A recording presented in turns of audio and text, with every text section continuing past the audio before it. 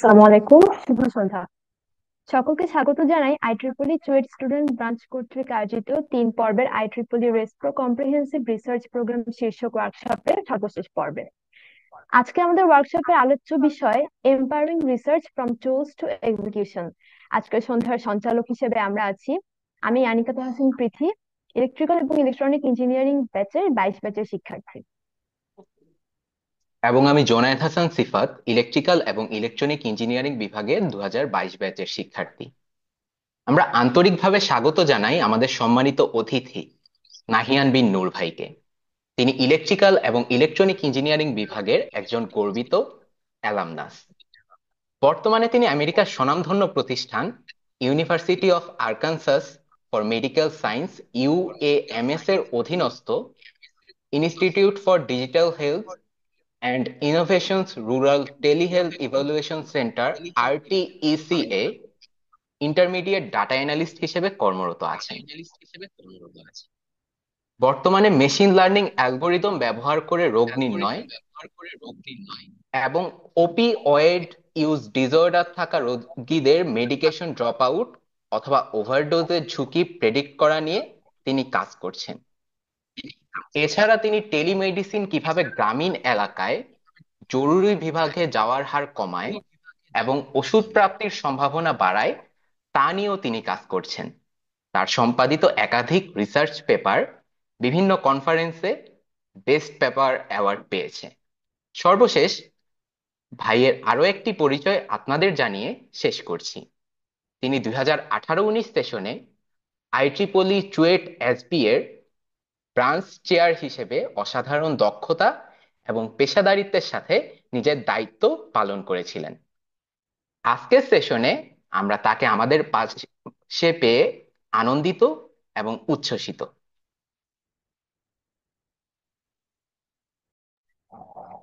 আজকের সেশনে আমরা মূলত আলোচনা করব রিসার্চ টুলস এবং তার ব্যবহার নিয়ে, অর্থাৎ গবেষণার ক্ষেত্রে আমরা কিভাবে ইফেক্টিভলি বিভিন্ন টুলস ব্যবহার করতে পারি সে বিষয়ে। রিসার্চের ক্ষেত্রে ডাটা কালেকশন মেথড গুলো কি কি এবং সেগুলো ব্যবহার সম্পর্কে এবং এই সকল বিষয়ে আমাদের সম্মানিত অতিথি বক্তার অভিজ্ঞতা সম্পর্কে। আশা করছি আমরা সবাই আজকের ইনফরমেটিভ সেশনটি উপভোগ করার জন্য প্রস্তুত। ভাই, আপনার প্রেজেন্টেশন আপনি এখন শুরু করতে পারেন।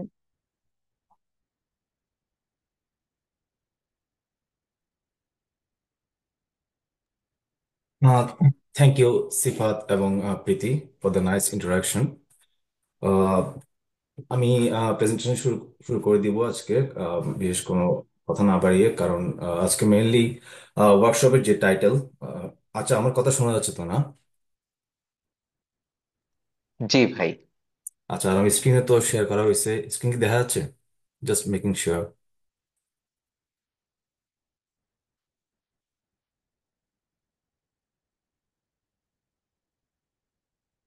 ভাই খুব সম্ভবত দেখা যাচ্ছে না, আমার স্ক্রিনে শো করছে না। হ্যাঁ, এখন দেখা যাচ্ছে ভাই। আচ্ছা, ওকে, সরি অ্যাবাউট দ্যাট। আজকে ওয়ার্কশপের যে title, workshop on research tool and techniques. So title থেকে বোঝা যাচ্ছে যে আজকের ওয়ার্কশপটা হ্যান্ডস অন হতে যাচ্ছে। Just not more theoretical. আমরা হ্যান্ডস অন দেখবো কিভাবে বিভিন্ন টুলস দিয়ে আমরা রিসার্চ স্টার্ট করতে পারি, অ্যান্ড অলসো কিভাবে আমরা বিভিন্ন ডেটা কালেকশন মেথড সম্পর্কে জানতে পারি। বিফোর স্টার্টিং আমার কিছু আইডিয়া লাগবে যে এখানকার যে পার্টিসিপেন্টরা আছেন তারা কোন ব্যাচ, কোন ইয়ার এবং কোন ডিপার্টমেন্ট।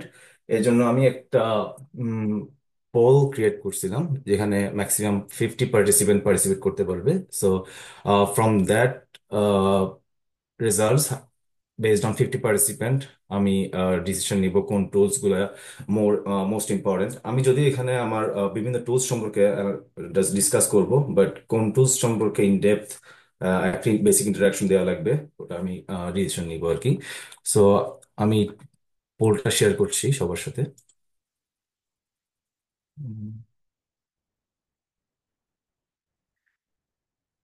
পোলটা কি দেখা যাচ্ছে?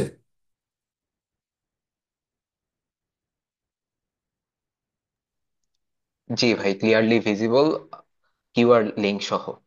হ্যাঁ, ওকে। সো পোলে যেটা করতে হবে, জাস্ট স্মার্টফোন যাদের আছে, জাস্ট কিউআর কোডটা একটু স্ক্যান করা লাগবে।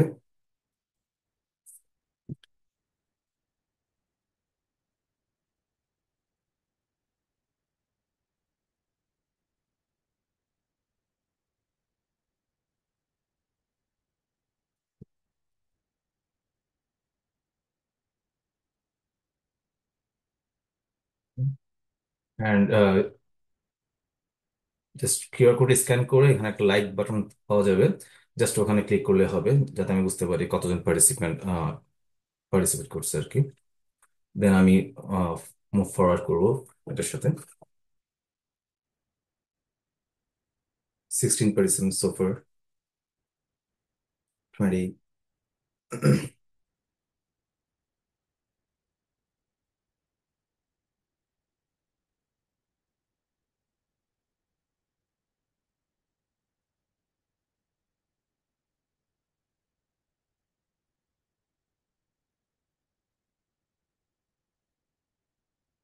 24 পার্টিসিপেন্ট সোফার।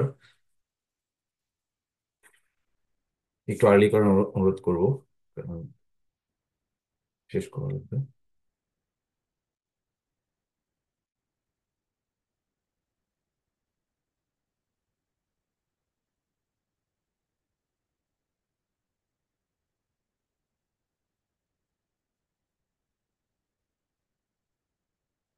আর আমাদের বর্তমান পার্টিসিপেন্ট এখানে দেখা যাচ্ছে 50%। সো আমি যদি 45 বা 40 রেসপন্সও পাই, দ্যাটস ফাইন আই গেস। 40 হলে আমি শুরু করবো আর কি।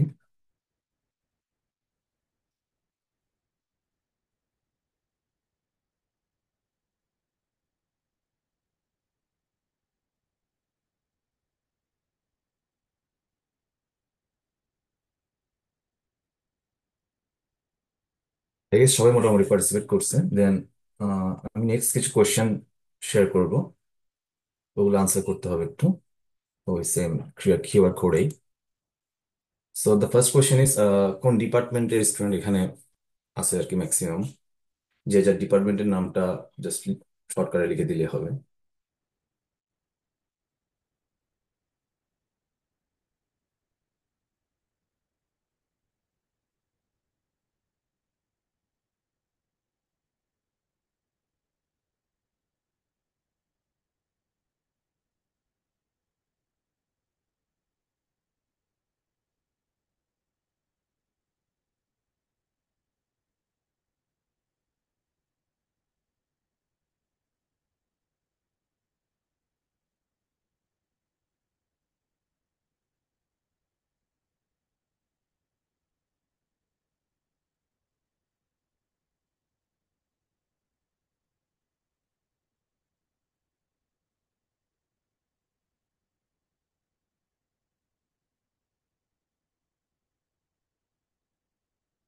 23 response so fur.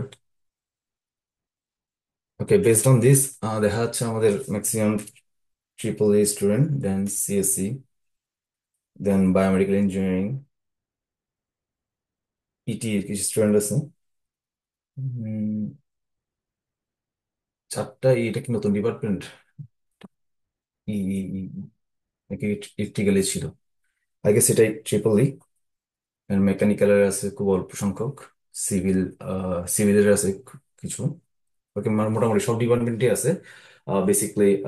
Triple E, CSC, ET, biomedical engineering, এগুলোই মোটামুটি আছে। Okay, moving on to next slide. Which year are you in? কোন year student? First year, second year, third, fourth, and graduate?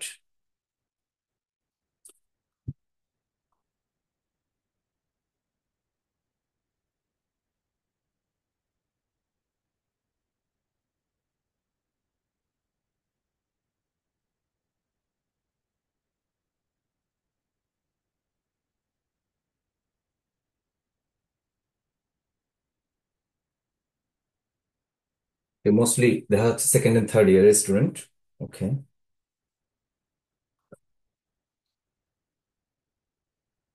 23 participant. Alright, moving on to next. এটা আমি skip করতেছি। In one sentence, what you expect from today's workshop? লাগবে না এটা। ওকে, এখনকার যে slide গুলো আসবে ওগুলো খুবই ইম্পর্টেন্ট, এর উপর বেস করে আমার ওয়ার্কশপটা হবে। সো তোমার রেসপন্সটা হবে, how familiar are you with the following tools and frameworks. এখানে বিভিন্ন ফ্রেমওয়ার্কস এর নাম লেখা থাকবে, বিভিন্ন সফটওয়্যার অ্যান্ড দেন লাইব্রেরিজ, এগুলোর সাথে কি পরিমাণ familiar out of 1 to 10। Ten মানে হচ্ছে I am expert, and zero মানে হচ্ছে নট এট অল, টোটালি চিনোই না। সো জাস্ট রেটিং দাও, যাতে আমি বুঝতে পারি কোন লেভেলের স্টুডেন্ট বা কোন লেভেলের পার্টিসিপেন্ট ওয়ার্কশপ পার্টিসিপেট করছে। কাইন্ডলি এটাতে একটু সবাই রেসপন্স করো।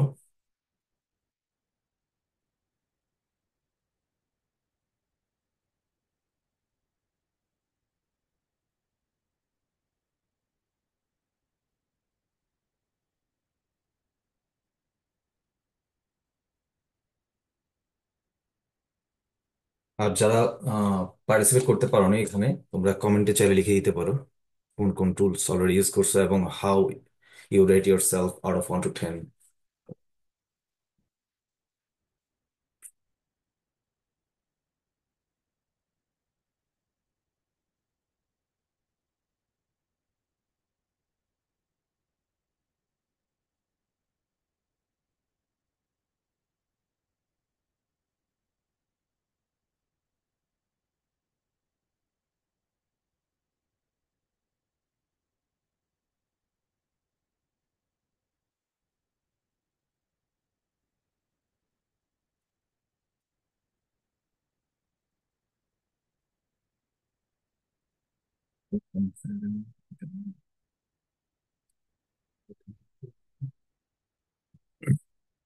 ওকে, সো ফার যা দেখতেছি, mostly people are familiar with Python and Google Colab, Jupyter notebook, এগুলো। ম্যাটল্যাবের সাথে কিছু কিছু participant familiar. Okay, moving on to the next slide. আরো কিছু ফ্রেমওয়ার্কস এর নাম লিখলাম এখানে। কাইন্ডলি আরেকবার যদি রেসপন্স করো।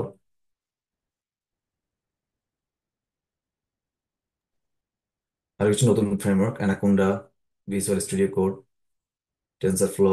এগুলো বিভিন্ন framework, machine learning, deep learning বা বিভিন্ন বিভিন্ন রিসার্চের টুল, লাইব্রেরি।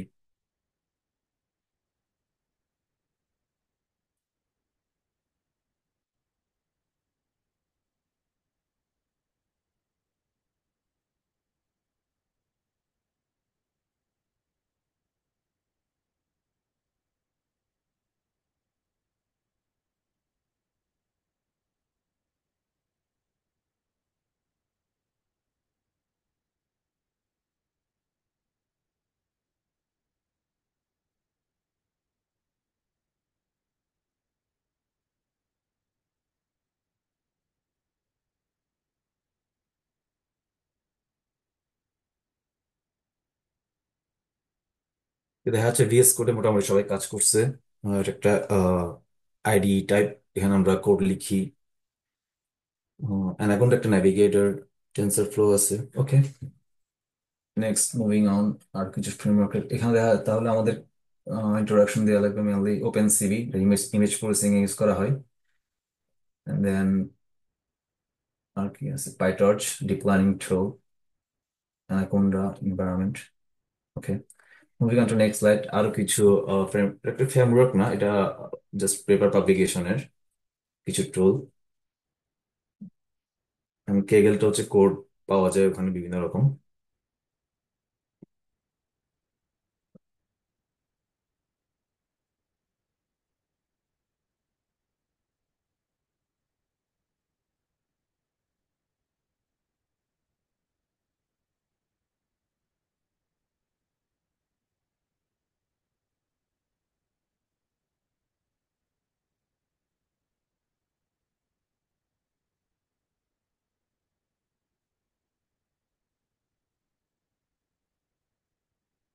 তো দেখা যাচ্ছে গুগল স্কলার অ্যান্ড রিসার্চ গেটের সাথে সবাই মোটামুটি পরিচিত। মেন্ডেলি আমি দেখাবো কিভাবে মেন্ডেলি নিয়ে। এটা একটা রেফারেন্স ম্যানেজমেন্ট টুল। পেপার লেখার সময় যখন রেফারেন্স বা বিবলিওগ্রাফি দেওয়া লাগে, সেক্ষেত্রে মানে মেন্ডেলি সফটওয়্যারটি ইউজ করা হয় আর কি। কেগেল তো সবাই চিনতেছেন। Alright, next. আরো কিছু টুল: Git and GitHub, Tableau, LaTeX, also Microsoft Word. আমি আশা করি এখানে মাইক্রোসফট ওয়ার্ডের সাথে সবাই পরিচিত usually. and other tools.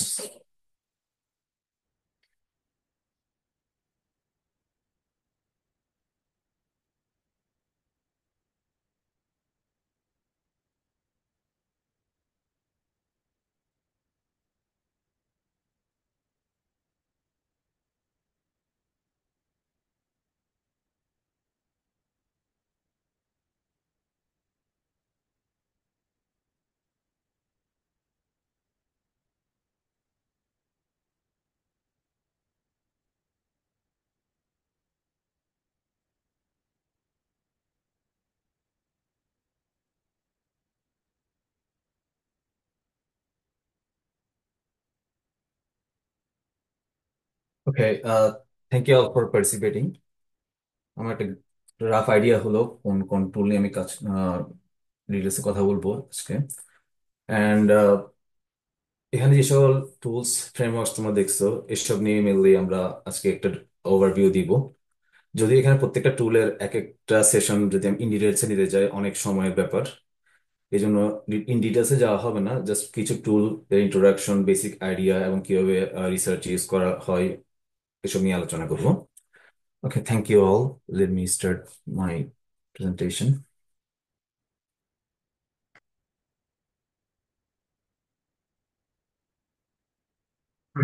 Okay, so আমার সম্পর্কে তো ইন্ট্রোডিউস করলোই, আমি আর ডিটেলসে না যাই। অ্যান্ড নেক্সট, আমার স্লাইড তো দেখা যাচ্ছে না, কেউ একজন রেসপন্স করবো? জি ভাইয়া, দেখা যাচ্ছে।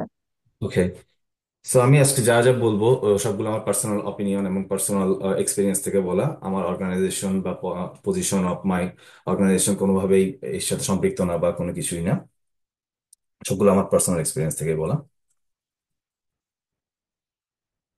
ওকে, workshop on research tools and techniques. So ওয়ার্কশপের নামটাই হচ্ছে আমরা কিভাবে রিসার্চ টুলস গুলো ইউজ করবো এবং কি কি টেকনিক ইউজ করবো। সো এর মেইন অবজেক্টিভটা হবে familiarising with various research methodologies and tool sets. তো আমরা যে টুলগুলোর নাম দেখলাম অলরেডি, ওগুলো নিয়ে আমরা আলোচনা করব ইন ডিটেলসে এই ওয়ার্কশপে। ওকে, আমরা যদি রিসার্চ টাইপ দিয়ে শুরু করি, আমাদের দুই ধরনের রিসার্চ হয়। ফার্স্ট ওয়ান হচ্ছে qualitative research and then quantitative research. So qualitative research mainly কোনো ডেটাগুলা নিউমেরিক্যাল ডেটা না। আমরা বিভিন্ন সার্ভে থেকে যে ডেটাগুলো পাই, বিভিন্ন কাস্টমার এক্সপেরিয়েন্স থেকে, একটা কাস্টমার প্রোডাক্ট কিনলো তার রিভিউ, তার এক্সপিরিয়েন্সটা যেভাবে কালেক্ট করি, ওটা অ্যানালাইসিস করে কিভাবে আমাদের প্রোডাক্টটাকে বেটার করা যায়, ডিসিশন নিতে পারি, সেটা হচ্ছে type of qualitative research.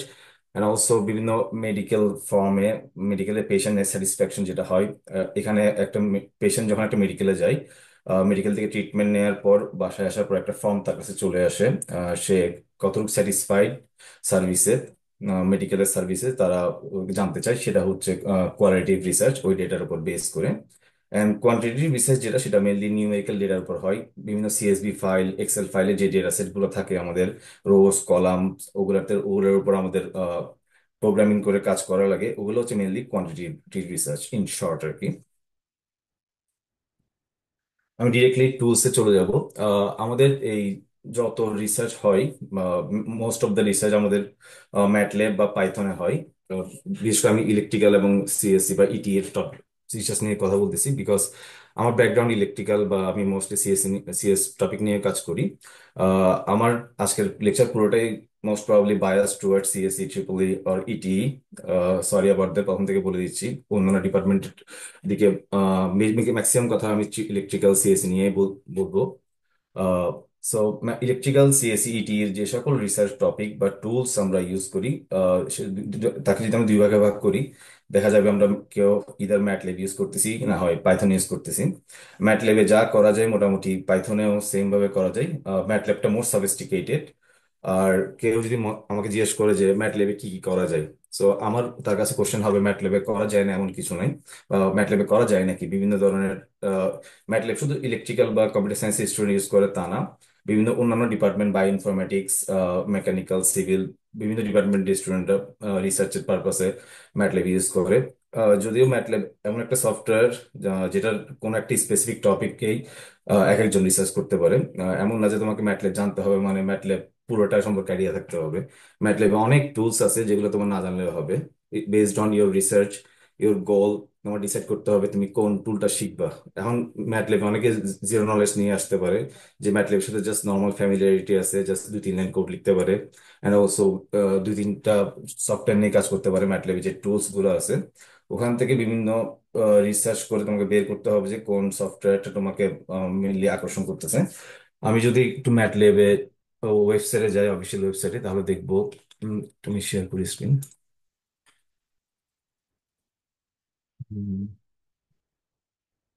Please.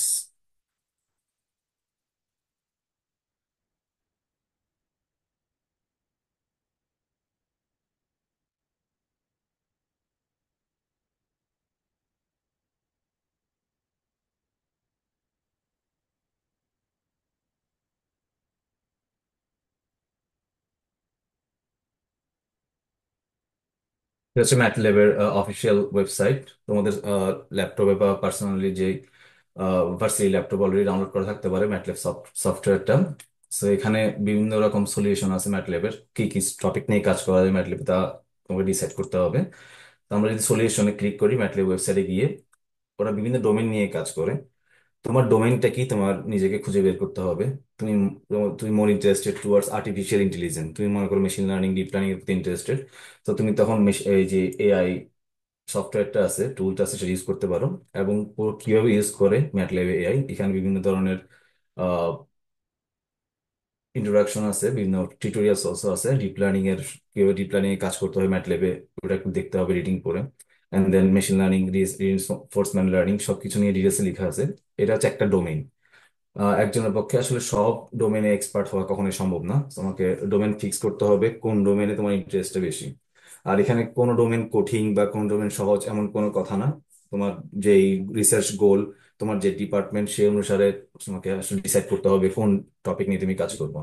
এই জন্য বিভিন্ন অ্যাপ্লিকেশনই দেখতে হবে তোমার, like artificial intelligence, then automated driving system, computational biology, বিভিন্ন টপিক আছে এখানে। যে টপিক নিয়ে তোমার ইন্টারেস্ট সেই টপিকে আগাতে হবে। লাইক তুমি যখন রিসার্চ শুরু করবা ফোর্থ ইয়ারে বা থার্ড ইয়ারের শেষে গিয়ে ফাইনাল ইয়ারের জন্য থিসিস বা প্রজেক্ট যেটাই করো না কেন, সেক্ষেত্রে তোমার আগে ডিসাইড করতে হবে তুমি কোন ফিল্ডে কাজ করতে চাও। তো তুমি যদি ইলেকট্রিক্যালে হয়ে থাকো বা ইটিতে হয়ে থাকো, MATLAB is more for like electrical এবং ইটি স্টুডেন্ট। কম্পিউটার সায়েন্স স্টুডেন্ট মোর পাইথন, পাইথন ইউজ করে বিভিন্ন কাজের জন্য। তো তুমি যদি ইলেকট্রিক্যাল এবং ইটি স্টুডেন্ট হয়ে থাকো, সেক্ষেত্রে তোমাকে ডিসাইড করতে হবে কোন টপিকে তুমি রিসার্চ করবা। তো রিসার্চ করার জন্য এখানে বিভিন্ন টুলস আছে, বিভিন্ন টুল নিয়ে আইডিয়া নিতে হবে ফার্স্টে, এবং কোনটা তোমার ইন্টারেস্ট সেটা সিলেক্ট করে ওই টুলটা শেখা শেখা লাগবে। অ্যান্ড একটা টুল ইনডেপথে শিখতে গেলে কিন্তু অনেক টাইম ইনভেস্ট করতে হবে, অ্যান্ড অলসো কিছু প্রজেক্টেও কাজ করতে হবে নিজ থেকে। সো যে কোনো একটা টুল সিলেক্ট করে সেই অনুসারে আগাতে হবে। অ্যান্ড দেন সেটা ইন্ডাস্ট্রি ওয়াইজও সেপারেট করা আছে, কোন ইন্ডাস্ট্রিতে কি কাজে লাগে ম্যাটল্যাব। এই লিঙ্কটা আমি আহ, দিয়ে দিব, বা তুমি ম্যাথওয়ার্কস থেকে সার্চ দিলেও পাবো। আর আমি আজকের ওয়ার্কশপটার জন্য একটা গিটহাব রিপোজিটরি খুলবো। গিটহাব সম্পর্কে মোটামুটি সবাই পরিচিত থাকার কথা। আর যদি না থাকো, গিটহাবে একটা আইডি খুলবো, আমরা একটা নিউ রিপোজিটরি খুলবো ওয়ার্কশপ নামে। সকল লিঙ্ক এবং কোড যা যা লিখবো আমি এই রিপোজিটরিতে আপলোড দিব, তোমরা এখান থেকে ডাউনলোড করে নিতে পারবো। ওকে।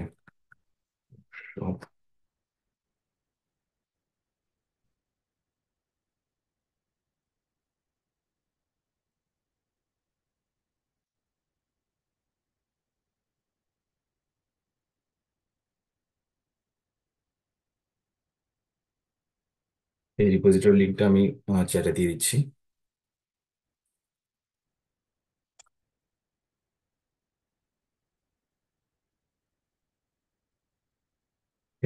ম্যাথওয়ার্কস গেল আমাদের, লিঙ্কটা আমি দিয়ে দিব।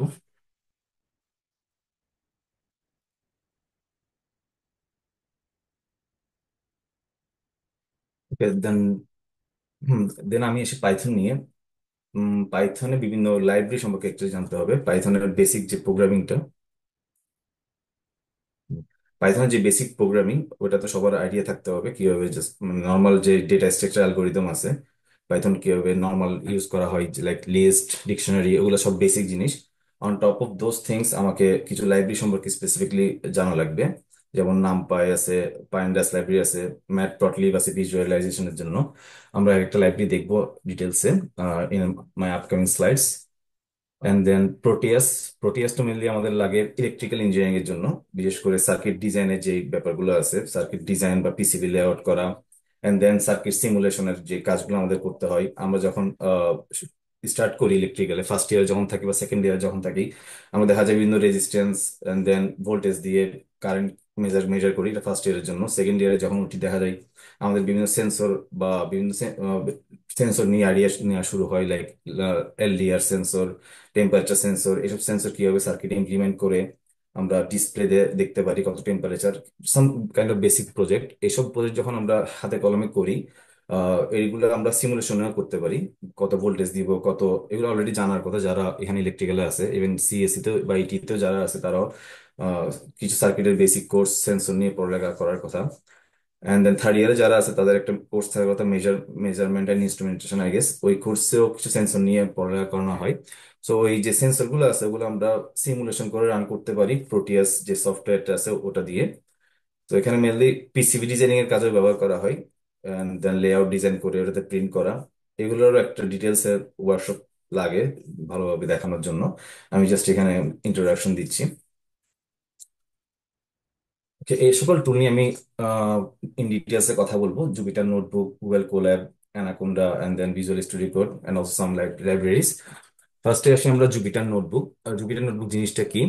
এটা একটা web based interactive computing platform যেখানে আমরা কোড করতে পারি, বিভিন্ন ভিজুয়ালাইজেশন দেখতে পারি।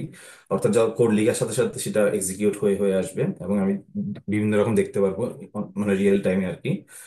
জুপিটার নোটবুক, গুগল কোলাব বলতে গেলে kind of same thing. Jupiter notebook একটা লোকাল এনভায়রনমেন্টে ইউজ হয় তোমার, আহ, মানে কোনো ক্লাউডের সাথে ইন্টারাকশন হয় না। আর গুগল কোলাব যেটা আছে সেটাও একটা kind of Jupiter notebook, but এটা ফ্রি ক্লাউড বেসড একটা Jupiter notebook. GPU TPU support পাওয়া যায়। বাট প্রবলেম হচ্ছে যে ফ্রি ভার্সনটা আছে ওখানে তুমি জাস্ট বেসিক যে ফিচার গুলো ওগুলো পাবা। জিপিইউ টিপিইউ মানে বড় জিপিইউ টিপিইউ সাপোর্টের জন্য মান্থলি একটা পেমেন্ট করা লাগে। বাট আমরা যে লেভেলের কাজ করি ইউনিভার্সিটি লেভেলে, সেটা দিয়ে ফ্রি যে ভার্সনটা আছে সেটাই যথেষ্ট। তো আমি স্টেপ বাই স্টেপ যাবো। First Jupyter notebook, Google Colab, Anaconda, VS Code বা ভিজুয়াল স্টুডিও কোড। এগুলো হচ্ছে আমাদের আইডিই। এখানে আমরা সবসময় কোড লিখবো এবং কোডের আউটপুট দেখবো। এই চারটা জিনিস অলমোস্ট সেম, বাট আমি সবগুলো একটা একটা করে দেখাবো।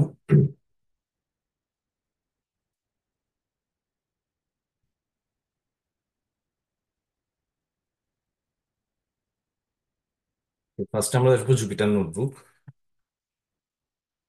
জুপিটার নোটবুক লিখে গুগলে সার্চ দিন, এটা একটা আইডিই এখানে আছে। জুপিটার নোটবুক, এখানে আমরা বিভিন্ন কোড লিখতে পারি। এন্ড জুপিটার নোটবুক আসলে ডাউনলোড করার জন্য আমাদের অ্যানাকোন্ডা এনভায়রনমেন্টটা লাগে। তো অ্যানাকোন্ডা এনভায়রনমেন্টের জন্য অ্যানাকোন্ডা নেভিগেটর লিখে সার্চ দিলে আমরা এখান থেকে যে নেভিগেটর ডকুমেন্টেশন নেভিগেটর ডাউনলোড করতে পারবো। ফ্রি ডাউনলোডে ক্লিক করলে নেভিগেটরটা স্ক্রিন স্ক্রিন দেখা যাচ্ছে না?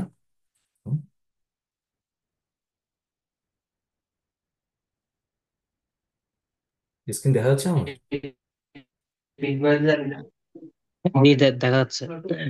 দেখা যাচ্ছে। ওকে, থ্যাংক ইউ। অ্যানাকোন্ডা নেভিগেটরটা আমরা ডাউনলোড করব। এখানে আমরা জুপিটার নোটবুক এর মাধ্যমে আমরা অ্যাক্সেস করতে পারি। সো আমরা অলরেডি ডাউনলোড করা আছে, সো আমি জাস্ট অ্যানাকোন্ডা নেভিগেটর লিখে সার্চ দিব।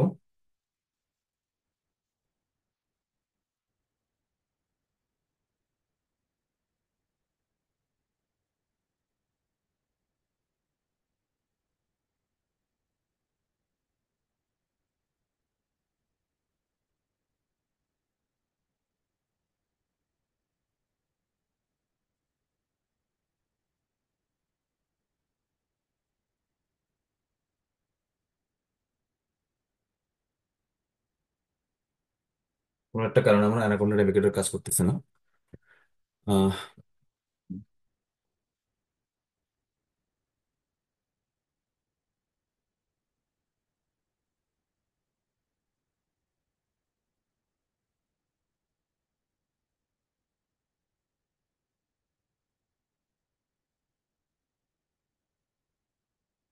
আচ্ছা, অ্যানাকোন্ডা নেভিগেটর আমার ল্যাপটপে কাজ করতেছে না, আমার অনেকদিন ইউজ করা হয়নি, এই জন্য হয়তো বা। এখান থেকে ফ্রি ডাউনলোড করব, ওখানে গিয়ে একটা জুপিটার নোটবুক নামে অপশন থাকবে। আমরা যদি অ্যানাকোন্ডা নেভিগেটর ইন্টারফেস থেকে সার্চ দিতে আসার কথা, অ্যানাকোন্ডা নেভিগেটর, হ্যাঁ এই যে অনেকটা এই টাইপের একটা ইন্টারফেস আসবে অ্যানাকোন্ডা নেভিগেটর ওপেন করলে। এখানে বিভিন্ন ধরনের সফটওয়্যার আমরা কাজ করতে পারবো।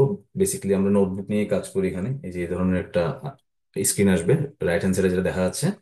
এখানে আমরা স্পেসিফিক্যালি এই যে জুপিটার নোটবুক যে টার্মটা আছে এখানে, one fourth from the left, এটা অন করব। এটা যদি আমরা ওপেন করি একটা আমাদের ইন্টারেক্টিভ উইন্ডো আসবে। ও উইন্ডোটা অনেকটা জুপিটার নোটবুক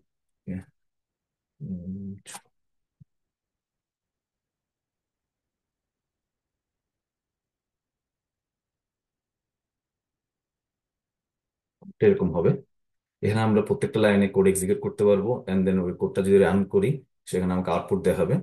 তো জুপিটার নোটবুকটা সিম্পল ভার্সন, এটার আমার ক্লাউড ভার্সন যেটা সেটা গুগল কোল্যাব, ওটাতে গেলে আমরা ডিটেলসে বুঝবো।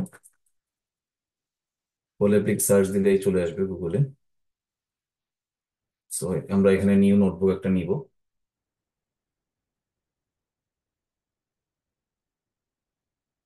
বেসিক্যালি এটাই এক ধরনের জুপিটার নোটবুক।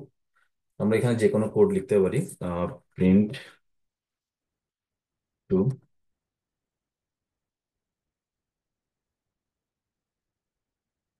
সিম্পল কোড নিলাম।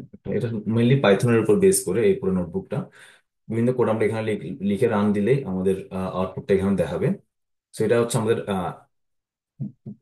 কি এটা গুগল কোল্যাব। গুগল কোল্যাব বা জুপিটার নোটবুক, ইদার ওয়ে একটা জায়গায় কাজ করলেই হয় আমাদের।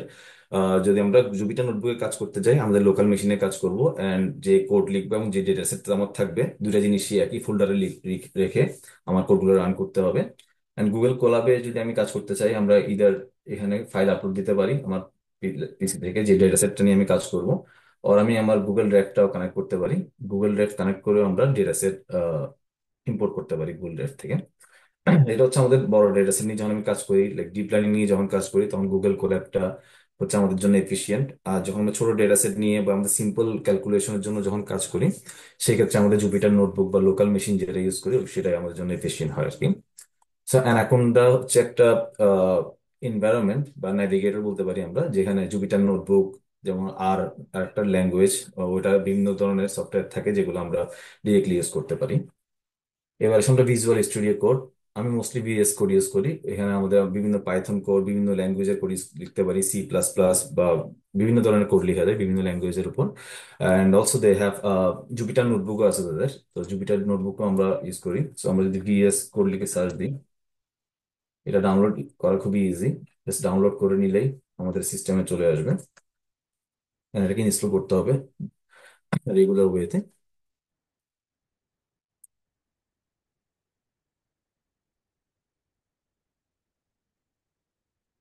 এই ধরনের একটা উইন্ডো আসবে ভিএস কোড চালু করার পর। এখান থেকে আমরা ওপেন করব নিউ ফাইল দিয়ে, এবং কি ধরনের ফাইল ওপেন করতে যাচ্ছি আমরা সেটা জিজ্ঞেস করতেছি। সেটা আর হতে পারে, পাইথন ফাইল হতে পারে, বা বিভিন্ন টেক্সট ফাইল হতে পারে, অন্যান্য ল্যাঙ্গুয়েজের ফাইল হতে পারে। আমি জুপিটার নোটবুক নিয়ে কাজ করবো যেহেতু, জুপিটার নোটবুক স্টার্ট করব। এটাই হচ্ছে জুপিটার নোটবুক। এটা আমরা চাইলে লোকাল মেশিনে ইনস্টল করতে পারি, আমরা চাইলে ভিএস কোড দিয়েও অন করতে পারি, আবার চাইলে গুগল কোল্যাবে ইউজ করতে পারি। এখানে সেম সবকিছু একই ধরনের। এর কোন পাইথন এনভায়রনমেন্ট আমি ইউজ করবো সেটা জানতে চাচ্ছে আমাকে। আমার বিভিন্ন এনভায়রনমেন্ট ক্রিয়েট করা আছে, বাট আমি রিসেন্টলি ইউজ করতেছি সেম জিনিস। এটা হচ্ছে আমাদের VS code.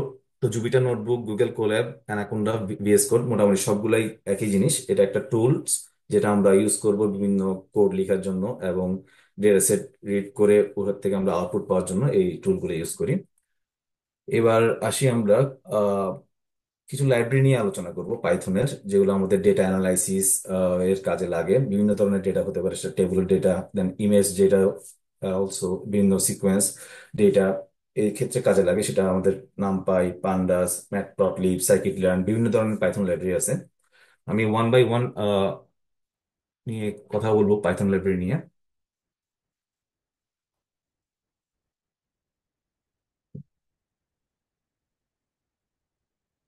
First of all আমরা আসি নামপাই একটা লাইব্রেরি নিয়ে। আমরা নামপাই লাইব্রেরিটা শুরু করি।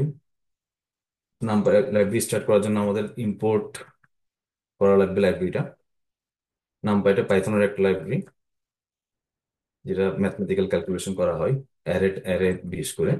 So আমি নামপাইটা ইম্পোর্ট করছি। এখন এই নামপাইটা ইম্পোর্ট করার ক্ষেত্রে দেখা যায় কি, আহ, অনেক সময় এরর দেখাতে পারে।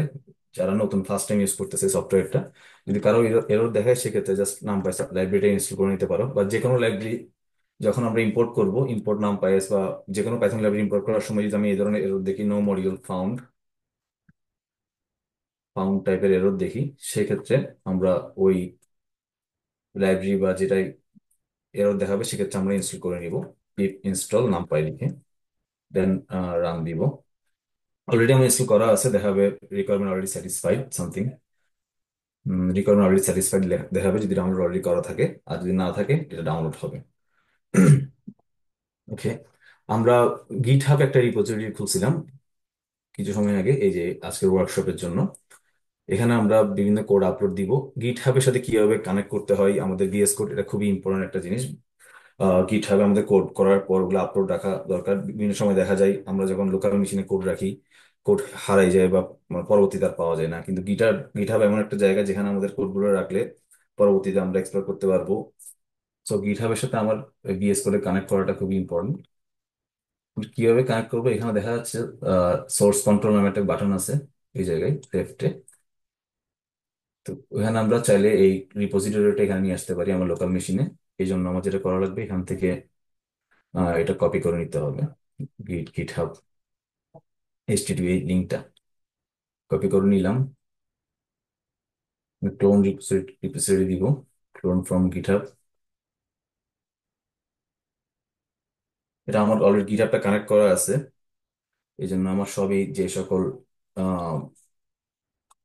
ক্রিয়েট করা হয়েছে, যেসব রিপোজিটরি আমি গিটহাবে ক্রিয়েট করছি সবগুলো এখানে দেখাচ্ছে। যারা first time user VS code বা যে কোনো আহ, অন্যান্য জুপিটার নোটবুক, তাদের যেটা করতে হবে, এখানে গিট ক্লোন লিখে জাস্ট ওই যে কপি করছি আমি যে লিঙ্কটা গিটহাব থেকে, ওটা পেস্ট করে দিতে হবে। পেস্ট করে রান করলেই গিটহাব থেকে ক্লোন চলে আসবে।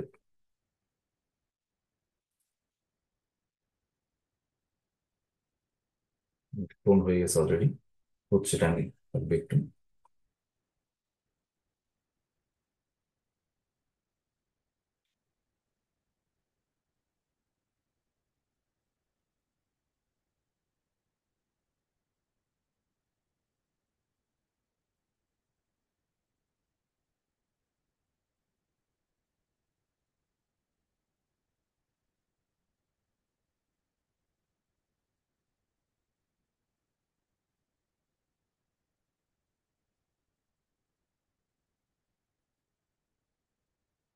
সেভ করতে হবে এটা।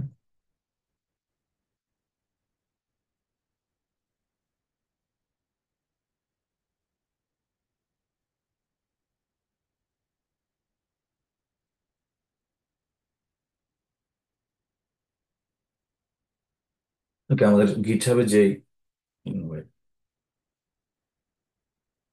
এটা হচ্ছে আমাদের গিটহাবে যে রিপোজিটরিটা আমি ওপেন করছিলাম, সেটা অলরেডি আমার লোকাল কম্পিউটারে চলে আসছে। এন্ড ইচ টাইম আমি এখানে কোড লিখবো আমার। এটা যদি আমরা আপডেট করি, এখানে কমিট করি, সেক্ষেত্রে এটা আমাদের ফাইলটা আপলোড হয়ে যাবে ওখানে গিটহাবে। ওকে, আমরা একটা রেগুলার লাইব্রেরি দিয়ে শুরু করি। আমি অলরেডি লিখে রাখছি কোডগুলো।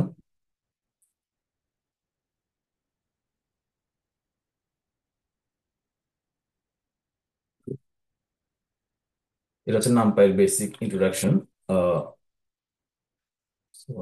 রান করবো আমি, নাম্বারটি ইম্পোর্ট ইম্পোর্ট করব। যারা বেসিক টোটাল মোটামুটি প্রোগ্রামিং করছে, তোমাদের আইডিয়া থাকার কথা কিভাবে অ্যারে কি জিনিস, কিভাবে অ্যারে ইন্ডেক্সিং করা লাগে। সো নামপাই দিয়ে মেনলি আমরা অ্যারে জেনারেট করি, দেন অ্যারে ম্যানিপুলেশন করি, বা বিভিন্ন list array, 2 dimensional array, 3 dimensional array আমরা ম্যানিপুলেশন করি। সো এটা বেসিক ইন্ট্রোডাকশন। আমি এখানে আসলে ডিটেলসে কথা বলবো না, জাস্ট কিছু অপারেশন দেখাবো এখানে। মেনলি বেসিক অ্যারে কেমনে ক্রিয়েট করে, 1 ডাইমেনশনাল অ্যারে, 1 2 3 4 3 4 5 একটা array list normally. And then 2 dimensional অ্যারেও আছে, এটা রো কলাম দেখাবে এখানে। And then number of dimension, কিভাবে কয়টা ডাইমেনশন দেখা যায় কোন কোড দিয়ে। দেন শেপ, শেপ মানে কয়টা রো কয়টা কলাম আছে ওই অ্যারেটার, ওটা দেখাবে। এন্ড দেন ডেটা টাইপটা কেমন, ইন্টিজার ডেটা টাইপ হতে পারে সেটা, অথবা সেটা হতে পারে স্ট্রিং হতে পারে, সেটাও বিভিন্ন ধরনের ডেটা টাইপ হতে পারে। এন্ড দেন অ্যারের সাথে আমরা যোগ বিয়োগ করতে পারি বিভিন্ন নাম্বারের। এখানে আমরা অরিজিনাল অ্যারে যেটা নিলাম 10 20 30 40, এটার সাথে আমরা 5 অ্যাড করতে পারি, এন্ড দেন এটাকে আবার 2 দিয়ে গুণ করতে পারি। এগুলো হচ্ছে বেসিক কিছু অপারেশন দেখাইছি এখানে, কিভাবে নামপাই কাজ করে। এন্ড দেন স্লাইসিং, ইন্ডেক্সিং, কোন স্পেসিফিক পয়েন্টে যাব আমি একটা অ্যারের। তো আমরা একটা নিলাম যে কোনো অ্যারে 0 থেকে 9 পর্যন্ত, অ্যান্ড 2 থেকে 5 নিচ্ছি, এজন্য আমাদের 2 থেকে স্টার্ট করতে হবে, অ্যান্ড দেন 1 বেশি পর্যন্ত যাওয়া লাগবে। আর ইন্ডেক্সিং জিরো বেসড হয় পাইথনে। সুতরাং মানে আমরা যদি লিস্টটা দেখি, এখান থেকে জিরো ইন্ডেক্স থেকে স্টার্ট হয়, এটা ইন্ডেক্স 0 1 2 3 থেকে 9 পর্যন্ত শুরু। তো এটা হচ্ছে আমাদের বেসিক নামপাইয়ের ইন্ট্রোডাকশন।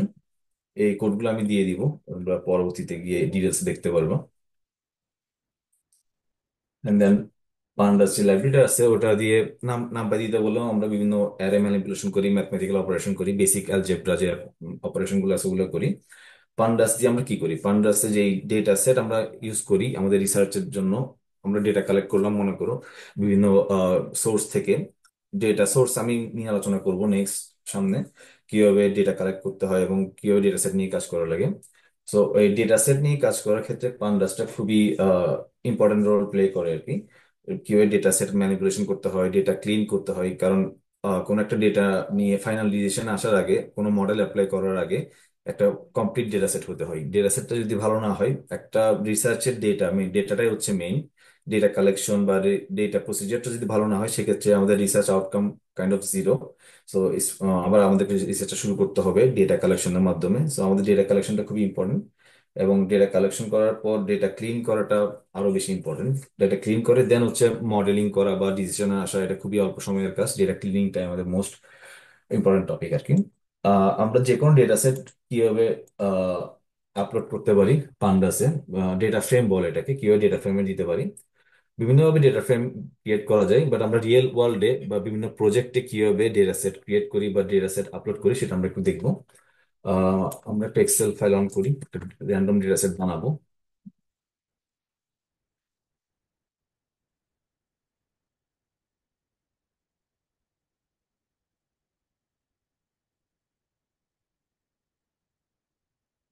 একটা ডেটা সেট কলাম নিলাম, মনে করলাম নাম্বার,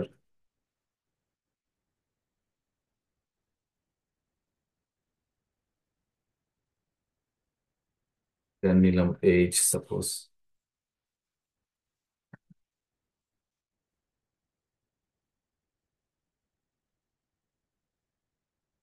দেন আউটকাম বা টার্গেট বা পারচেজ সামথিং।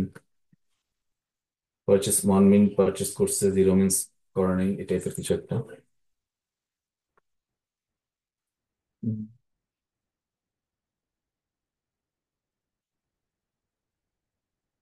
একটা র্যান্ডম ডেটা সেট বানালাম, আমি এটাকে সেভ করলাম আমরা। হুম।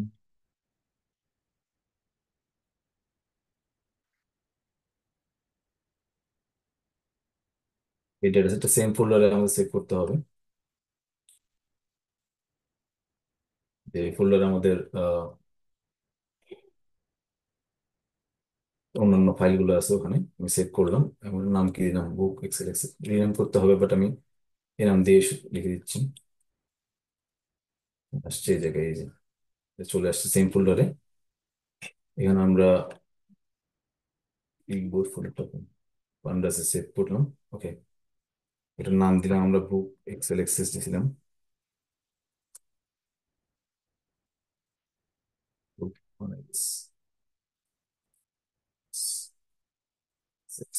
ইন্ডেক্স কলাম আমরা ফলস দিব, অর্থাৎ ইন্ডেক্স আমরা কনসিডার করবো না।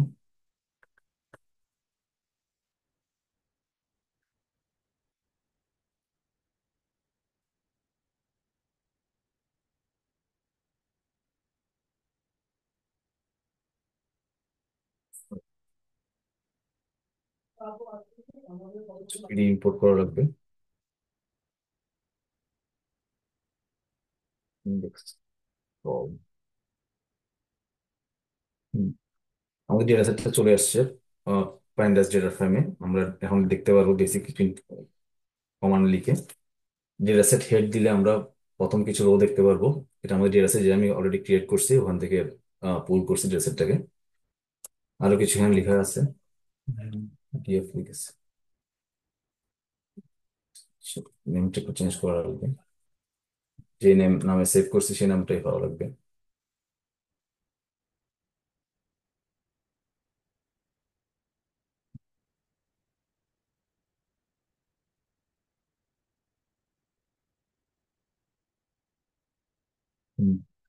ডিএফ হেড হেড দিয়ে প্রথম কিছু রো দেখা যাবে 5টা, এবং ডিএফ টেল দিয়ে ওই ডেটা সেটের শেষ কিছু 5টা রো দেখা যাবে। এন্ড ডিএফ ইনফো দিয়ে ওই ডেটা সেটের বিভিন্ন স্ট্যাটিস্টিক্স দেখা যাবে, বা অথবা ডেটা টাইপ কিরকম। সরি, ইনফো দিয়ে ডেটা টাইপটা দেখা যায়, এন্ড ডিসক্রাইব দিয়ে দেখা যায় স্ট্যাটিস্টিক্স। আমি ওয়ান বাই ওয়ান লিখলে হয়তো বেটার হয়। এটাকে আমরা কমান্ড আউট করে দিই, দেন এটাকে আউট করে দিই। ডিএফ ইনফোটা এখানে কাজ করতেছে, জাস্ট ওই ডেটা টাইপ কোন কলামের ডেটা কিরকম সেটা দেখা হবে। এগুলো কিছু বেসিক আইডিয়া নেওয়া ডেটা সেট সম্পর্কে before going to clean or something. এটার আমরা ইনফো দিলে দেখতে পারবো আমার কয়টা রো আছে, 12টা আমার রো, সরি 12টা রো আছে। ফার্স্ট রো এর মিন কত, বিভিন্ন এটা বেসিক স্ট্যাটিস্টিক্স আমরা দেখতে পারবো আর কি এই ডিএফ ডিসক্রাইব দিয়ে। দেন আমরা দেখি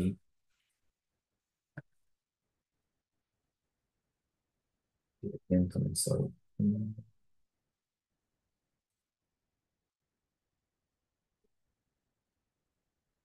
নাম্বার এইচ পারচেজড, আমরা দেখবো সিলেক্টিং কলাম এন্ড রোস। আমি স্পেসিফিক একটা কলাম দেখতে যাচ্ছি, সেক্ষেত্রে জাস্ট কলামের নামটা লিখতে হবে,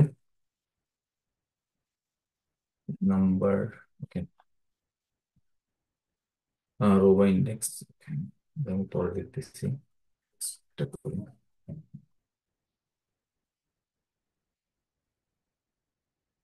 ওই স্পেসিফিক যে কলামটা দেখতে যাচ্ছি আমরা এখানে, এটা দেখা যাচ্ছে নেম। ওই কলামটার নাম যদি আমি এখানে ডিএফ এর মধ্যে লিখি, ডিএফ তো আমরা ডেটা ফ্রেম ওই নামে সেভ করছি আমাদের ডেটা সেটটা এখানে। দেন ওখানে যদি স্পেসিফিক কোনো কলাম দেখতে চাই আমি, সেক্ষেত্রে এইভাবে লিখতে হবে ডিএফ নাম্বার। এন্ড দেন আমরা একটা কন্ডিশনের উপর বেস করেও কলামগুলা ফিল্টার করতে পারি। যেমন আমরা এইজ যে কলামটা আছে আমার, ওটা 25 এর উপরে যে এইজ গুলো জাস্ট ওটাই আমাকে শো করবে, সেক্ষেত্রে আমরা এটা রান করতে পারি। ডিএফ এইজ যদি 25 এর বেশি হয়, জাস্ট ওই রোগুলো আমাকে দেখাচ্ছে। আর 25 এর কম কি আছে কিনা, কিভাবে সেট করছিলাম, 25, 26, এইজ 20, এটা আমরা প্লেস দিই। এটা 25 এর নিচে কি ছিল আমাদের ডেটা সেটে, না 25 থেকে শুরু, নিচে আর ছিল না, সেক্ষেত্রে ডিএফএইচ, ওটা তো এটাই দেখাচ্ছে না, এটা না, ধরতে হবে। হ্যাঁ, কোনো দেখাচ্ছে না আমাদের কিছুই, কারণ আমাদের ডেটা সেটটি স্টার্ট হয়েছে 25 এর উপর থেকে। যদি আমরা লেস ইকুয়াল দিই, সেক্ষেত্রে দেখায় কিনা, হ্যাঁ একটা রো আছে আমাদের যেটা ইকুয়াল 25। সো এই ধরনের বেসিক যে ক্যালকুলেশন গুলো আমরা পান্ডাজে করতে পারি। এটা যে একটা সিম্পল ডেমো ডেটা সেট ছিল, আমরা বিভিন্ন বড় ডেটা সেট নিয়ে কাজ করব বা দেখাবো কিভাবে ডেটা সেট আমরা নিতে পারি বিভিন্ন ওয়েবসাইট থেকে। আমাদের ক্যাগেলের নাম অনেকে শুনে থাকবেন, যেটা দেখলাম আমি, ক্যাগেল নিয়ে অনেকে কথা বললা যে ক্যাগেল নিয়ে কাজ করছো। সো ওখান থেকে ডেটা সেট ডাউনলোড করে এবং বিভিন্ন ম্যানিপুলেশনের কাজে প্যান্ডাসটা লাগে। আমার নাম পাই মোটামুটি লাগে, নাম পাই হচ্ছে প্যান্ডাসটা খুবই ইম্পর্টেন্ট ডেটা ক্লিনিং এর কাজে। এরপর আসবো আমরা ম্যাট প্লট লিভ। এই ম্যাট প্লট লিভটা মেনলি আমাদের ডেটা সেট, আমরা তো ফার্স্ট ডেটা সেট নিলাম, নিয়ে বিভিন্ন ক্লিনিং করলাম। এই যে ম্যাট প্লট লিভ লাগে, প্রত্যেকটা রো কলাম আমরা স্পেসিফিকলি দেখতে পারি ভিজুয়ালাইজেশনের মাধ্যমে। ভিজুয়ালাইজেশনের জন্য আমাদের দুইটা ইম্পর্টেন্ট সফটওয়্যার বা আমরা যেটা ইউজুয়ালি ইউজ করি, ফার্স্ট বেসিক লেভেলে যে সফটওয়্যার আছে, বা সফটওয়্যার বলতেছি সরি, লাইব্রেরি আছে, সেটা হচ্ছে ম্যাট প্লট লিভ। ম্যাট প্লট লিভে আমরা লিনিয়ার যে গ্রাফ গুলা বা বিভিন্ন ধরনের ইজি ভিজুয়ালাইজেশন যেগুলো, ওগুলো দেখতে পারি। এন্ড দেন আছে আমাদের সিবর্ন। সিবর্নে একটু কুল টাইপের ভিজুয়ালাইজেশন হয়। তারপর প্লটলি আছে, আর অ্যাডভান্স লেভেলের ভিজুয়ালাইজেশন লাইব্রেরিও আছে। বাট বেসিক কাজ চালানোর জন্য ম্যাট প্লটলি আর সিবর্ন দিয়ে মোটামুটি হয় সবকিছু। দেখো এখানে আমরা যেটা করতেছিলাম, একটা এক্স আর ওয়াই যেটা অ্যারে বা লিস্ট ডিফাইন করছি, 1 2 3 4 5, 1 2 ওয়াই লিস্ট ডিফাইন করলাম। এই ধরনের কাজ আমরা অনেকে ম্যাট ল্যাবে করে থাকবে, কিভাবে একটা গ্রাফ বানানো যায়। ফার্স্টের দিকে যে সেশন গুলো শুরুতে করা হয়, ওখানে বিভিন্ন গ্রাফ জেনারেট করা দেখায়। এগুলো আমরা নর্মালি দুইটা লিস্ট থেকে করা হয়। বাট আমরা ইউজুয়াল লাইফে বা প্রজেক্ট বা রিসার্চ ওয়ার্কে যে কাজগুলো করি, সেগুলো দেখা যায় আমাদের বড় ডেটা সেট থাকে। ওই ডেটা সেট থেকে স্পেসিফিকলি দুইটা কলাম পিক করি, ওই দুইটা কলাম পিক করে একটার সাথে একটার কিরকম কোরিলেশন সেটা দেখি, মানে এই ধরনের প্লট করি। সো আমরা এখন চিন্তা করতে পারি, এক্সটা হচ্ছে আমাদের একটা ডেটা সেটের একটা স্পেসিফিক কলাম, আর ওয়াইটা হচ্ছে ওই ডেটা সেটের টার্গেট কলাম। তো আমরা যদি আগের যে ডেটা সেটটা আমরা জেনারেট করছি ওটা চিন্তা করি, আমি দেখবো এইজ ভার্সেস পারচেজড, মানে একজনের বয়সের সাথে সে একটা প্রোডাক্ট কিনবে কি কিনবে না সেটা ডিপেন্ড করে কি করে না, সেটা আমরা দেখবো। তো আমরা যদি এখন এই কলামের এইজ কলামের সাথে পারচেজ কলামটা প্লট করি, সেক্ষেত্রে দেখা যাবে এইজের সাথে কোনো ভ্যারিয়েশন আছে কিনা, কোনো স্পেসিফিক প্যাটার্ন আমরা খুঁজে পাচ্ছি কিনা। বা এটাও হতে পারে এইজের সাথে অন্য একটা কন্টিনিউয়াস ভ্যারিয়েবল। এখানে তো আমরা পারচেজ নট পারচেজ যে ভ্যারিয়েবলটা দেখতেছি টার্গেট ভ্যারিয়েবল, ওটা আমাদের mainly binary variable, either 1 or 0। কিন্তু আমরা কন্টিনিউয়াস ভ্যারিয়েবল দেখতে পারি, অর্থাৎ এজের সাথে যদি আমরা ওয়েট বিবেচনা করি, একজন একটা পার্সনের ওয়েট কত, তার এজের সাথে কি এটা ফ্ল্যাকচুয়েট করে কিনা, বাড়ে কমে কিনা, সেক্ষেত্রে আমাদের এরকম কন্টিনিউয়াস প্লট দেখি। তো আমরা যদি চিন্তা করি এটা একজন পার্সনের এজ, এক্স একটা এজ, আর ওয়াইটা যদি হয় তাদের ওয়েট, সেক্ষেত্রে আমরা দেখতে পারি যদি এত কম ওয়েট হয় না তাহলে আমরা একটু বাড়াই দিই, 20, 30, 40, 50, অ্যান্ড দেন ওয়েট হবে কত, 25, 42, 30, 70, 40 years old.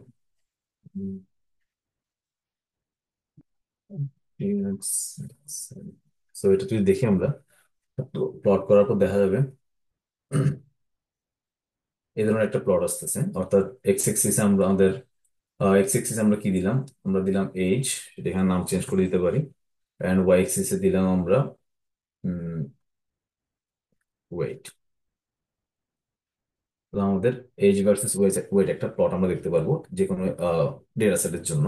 এটা হচ্ছে বেসিক অ্যানালাইসিসের জন্য। আমার একটা ভ্যারিয়েবলের উপর একটা ভ্যারিয়েবল কিভাবে কোরিলেটেড বা কিভাবে ডিপেন্ডেন্ট, আমরা যখনই একটা রিসার্চ শুরু করব আমাদের কাছে একটা ডেটা সেট থাকবে।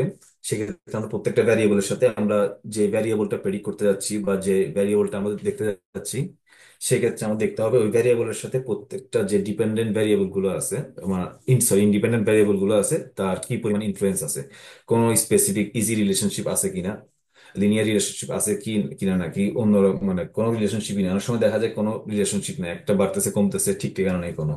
তো সেক্ষেত্রে দেখা যায় ওই সকল কোভ্যারিয়েট বা যে ফিচার গুলো আছে ওগুলো আমরা ইউজুয়ালি ড্রপ করি কোনো রিলেশন না থাকলে, যেটা লিনিয়ার রিলেশনের কথা বলতেছি আমি। এন্ড দেন এটা একটা সিঙ্গেল প্লটের জন্য। দেন আমি চাইলে মাল্টিপল প্লট একসাথে দেখতে পারি, যে কোড দিয়ে আমি মাল্টিপল প্লট দেখতে পারি বিভিন্ন ধরনের। এন্ড দেন হিস্টোগ্রাম, হিস্টোগ্রাম তো স্ট্যাটিস্টিক্যাল একটা টার্ম, হিস্টোগ্রাম নিয়ে পড়ছে হয়তো বা। এটা নর্মাল কার্ভ টাইপের হয়, নর্মাল নর্মাল ডিস্ট্রিবিউশন টাইপের, যেটা হিস্টোগ্রাম দেখাচ্ছে বিভিন্ন ভ্যালু কোনটাতে কত, কোন কোন রেঞ্জে আছে সেটা। এন্ড দেন এটা আমরা নর্মাল কার্ভও দেখতে পারি, নর্মাল ডিস্ট্রিবিউশনে হয়, স্ট্যাটিস্টিক্যাল টুল। আর আহ, এগুলো নর্মালি বিভিন্ন ডেটা সেট থেকেও দেখা যায়। লিনিয়ার প্লট আর স্ক্যাটার প্লট অনেকটা সেম, বাট লিনিয়ার প্লট হচ্ছে লাইনটা ড্র করে, বাট স্ক্যাটার প্লটে দেখা যায় এক্স এর সাথে ওয়াই এর স্পেসিফিকলি কত ডিফারেন্স আর কি। সো এটা কোন ভ্যালু এর জন্য ওয়াই এর কত ভ্যালু, সেটা এখানে আমরা স্ক্যাটার প্লটে দেখতে পাই। লিনিয়ার প্লটে জাস্ট একটা লাইন ড্র করা থাকে, মানে ইজিয়ার রিলেশনশিপ যেগুলো দুটো ভ্যারিয়েবলের মধ্যে, সেগুলো আমরা ডিফাইন করি লিনিয়ার প্লট দিয়ে। আর যেগুলো একটু স্ক্যাটার রিলেশনশিপ থাকে সেগুলো ডিফাইন করি স্ক্যাটার প্লট দিয়ে। এটা একটা আমি ডেটা জেনারেট করলাম, সিনথেটিক ডেটা বলতে পারি, একটা মান্থের সেলের জন্য। তো মান্থ জানুয়ারি ফেব্রুয়ারি মার্চ বিভিন্ন মান্থ ডিফাইন করা আছে, এন্ড বিভিন্ন মান্থের সেল কত সেটা ডিফাইন করা আছে। সো এটা একটা ডিকশনারি, ডিকশনারি একটা ডেটা স্ট্রাকচার যেখানে আমাদের কি থাকে আর ভ্যালিউ থাকে। এই ডিকশনারিতে আমাদের মান্থ একটা কি হিসেবে কাজ করবে, আর যে লিস্টের মধ্যে যে নামগুলো নিছি ওগুলা ভ্যালু হিসেবে কাজ করবে। কি ভ্যালু পেয়ার পেয়ার হিসেবে থাকে একটা dictionary. Dictionary one type of data, dictionary data structure. যারা ডেটা স্ট্রাকচার অ্যালগোরিদম পড়ছো কম্পিউটার সায়েন্সে বা অ্যারে লিস্ট প্রোগ্রামিং এর বেসিক নিয়ে পড়ালেখা করছো, তারা হয়তো বা পরিচিত হয়ে থাকবে এটার সাথে। একটা ডেটা স্ট্রাকচার, এই ডেটা স্ট্রাকচার যে ডিকশনারিটা আছে ওটা থেকেও আমরা চাইলে পান্ডাস ডেটা ফ্রেমে কনভার্ট করতে পারি। সো এইভাবে জাস্ট লিখলেই হবে ডেটা ফ্রেম, অটোমেটিক্যালি একটা ডেটা সেটে কনভার্ট হয়ে যাবে। সো অলরেডি আছে এখানে ডেটা সেটটা আমার। সো ডেটা সেট যেটা দেখা যাচ্ছে এখানে বিভিন্ন মান্থ ওয়াইজ তিনটা প্রোডাক্টের সেল এখানে দেখাচ্ছে, কত টাকা সেল হয়েছে বিভিন্ন মান্থে। এখন যদি আমরা ট্রেন্ড দেখতে চাই, ওই ট্রেন্ড আমরা জাস্ট এক্স এক্সিসে কোন ভ্যারিয়েবলটা রাখবো এন্ড ওয়াই এক্সিসে কোন ভ্যারিয়েবলটা রাখবো সেটা জাস্ট লিখে দিলেই একসাথে তিনটাই লাইন প্লট আমাকে শো করবে। সো আমরা এক্স এক্সিসে রাখছি মান্থ, এন্ড ওয়াই এক্সিসে তিনটা ডিফারেন্ট ভ্যারিয়েবলের সেলসটা রাখছি, জাস্ট ওটা দেখার জন্য যে কি পরিমাণ ভ্যারিয়েশন হচ্ছে আমাদের সেলে month to month. And then bar প্লটও সেম জিনিস, প্রত্যেকটা পাশাপাশি দেখাই সেলটা কি পরিমাণ একটার সাথে একটা ডিফারেন্স হচ্ছে সেটা। সো কোড একইভাবে লেখা লাগে, এক্স এক্সিস এ কি রাখবো এন্ড ওয়াই এক্সিস এ কোন জিনিসটা রাখবো। এখানে আমরা চাইলে সাইজও মডিফাই করতে পারি। বক্স প্লটটা খুবই ইম্পর্টেন্ট আমাদের স্ট্যাটিস্টিক্যাল পয়েন্ট অফ ভিউ থেকে। এটাকে 5 পয়েন্ট স্ট্যাটিস্টিক্সও বলে। আমাদের পাঁচটা পয়েন্ট দেখা যায় এই ক্ষেত্রে। আমরা দেখতেছি সেলস, এ প্রোডাক্টের সেলস এর স্ট্যাটিস্টিক্স, বি প্রোডাক্টের সেলস এর স্ট্যাটিস্টিক্স এন্ড সি এর স্ট্যাটিস্টিক্স। এখানে দেখা যাচ্ছে যে মিডলে যে দাগ, আমি একটা নিয়ে কথা বলি, যে মিডলে যে দাগটা দেখা যাচ্ছে ওটা আমাদের মিডিয়ান, নিয়ার টু মিনও বলা যায় if the distribution is normal. Normal distribution একটা মিন মিডিয়ান সেম, আমি অ্যাভারেজ বলতে পারি। এন্ড দেন উপরে হচ্ছে 75 পার্সেন্টাইল, নিচেরটা হচ্ছে 25 পার্সেন্টাইল, এই যে নিচের বক্সটা। এন্ড ওভার দ্য টপ এটা হচ্ছে আমাদের ম্যাক্সিমাম পয়েন্ট, এন্ড যেটা সবচেয়ে নিচে আছে ওটা হচ্ছে আমাদের মিনিমাম পয়েন্ট। এন্ড অলসো এর বাইরে কিছু ডাটা পয়েন্ট আমার থাকতে পারে, ওগুলোকে আমরা আউটলায়ার বলি। আউটলায়ার অনেক সময় আমাদের যে প্রেডিকশন বা যে লিনিয়ার রিলেশনশিপ সেটা নষ্ট করে। সেক্ষেত্রে আমাদের দেখা যায় ওই সকল আউটলায়ার যদি কোনো ইম্পর্টেন্ট ফিচার বহন না করে, সেক্ষেত্রে ওই সকল আউটলায়ারকে আমরা ড্রপ করি আমাদের ডেটা সেট থেকে। বাট ইউজুয়ালি, হ্যাঁ, রিয়েল লাইফ ডেটা সেটে অবশ্যই আমাদের আউটলায়ার থাকে। আউটলায়ার ডিটেকশনের জন্য আমাদের বক্স প্লট ইউজ করা লাগে, 5 পয়েন্ট স্ট্যাটিস্টিক্যাল সামারি যেটাকে বলে। আমাদের এখানে mean, then also 75 percentile, 25 percentile, maximum, minimum, এই 5টা পয়েন্ট আমাদের এই বক্স প্লট থেকে বের করা যায়। এর বাইরে আউটলায়ারটা যেটা থাকে ওটা আমরা দেখি, তখন আউটলায়ারটাকে স্পেসিফিকলি ওই আউটলায়ার ওটাকে আমরা দেখি, দেখে বোঝার চেষ্টা করি এটা আসলে আমাদের এক্সপেরিমেন্টাল সেন্স বা ডোমেন নলেজ অনুসারে কি কাজে লাগে। এখন আমাদের যে রিসার্চের কথাগুলো বলতেছি, আমাদের বিভিন্ন রকম বিভিন্ন ডেটা সেট থাকতে পারে। যদি আমাদের সেটা হয় সেলস ডেটা সেট, দেখা যায় এটা সেল প্রেডিক্ট করতেছে। যদি আমাদের সেটা হয় বিভিন্ন ডিজিজ প্রেডিক্ট করা, সেক্ষেত্রে ডিজিজ এর অনুসারে ওর যে ডেটাগুলো আছে ওগুলো কিরকম হচ্ছে। ওই আউটলায়ারটাকে আসলে কোনো মানে ফিচার বহন করতেছে বা ইম্পর্টেন্স বহন করতেছে, নাকি জাস্ট একটা র্যান্ডম নয়েজ হিসেবে অ্যাড হচ্ছে আমাদের ডেটা সেটে, সেটা ডোমেন নলেজের দিক থেকে যে যে ডোমেনে থাকবে তার বোঝার সম্ভাবনা হচ্ছে বেশি। সেই ডোমেন নলেজ অনুসারে ওটাই চালিয়ে রাখতেও পারে বা ওটাকে ড্রপ করেও দিতে পারে। সো ড্রপ করে দেওয়ার পর দেখা যায় আমাদের ডেটা সেটটা অনেকটা নয়েজ মুক্ত হয়। সেম স্কেলার পর তো বললামই একই রকম, জাস্ট ডেটা সেট থেকে দেখালাম। এটা গেল আমাদের ম্যাটপ্লটলিব এর বেসিক। সো এই 3টা লাইব্রেরি আমাদের just visualization, data set handling এর জন্য খুব ইম্পর্টেন্ট, নামপাই, প্যান্ডাস এন্ড হচ্ছে ম্যাটপ্লটলিব। আমি আর একটু ডিটেলস এ কিছু লাইব্রেরি নিয়ে কথা বলবো।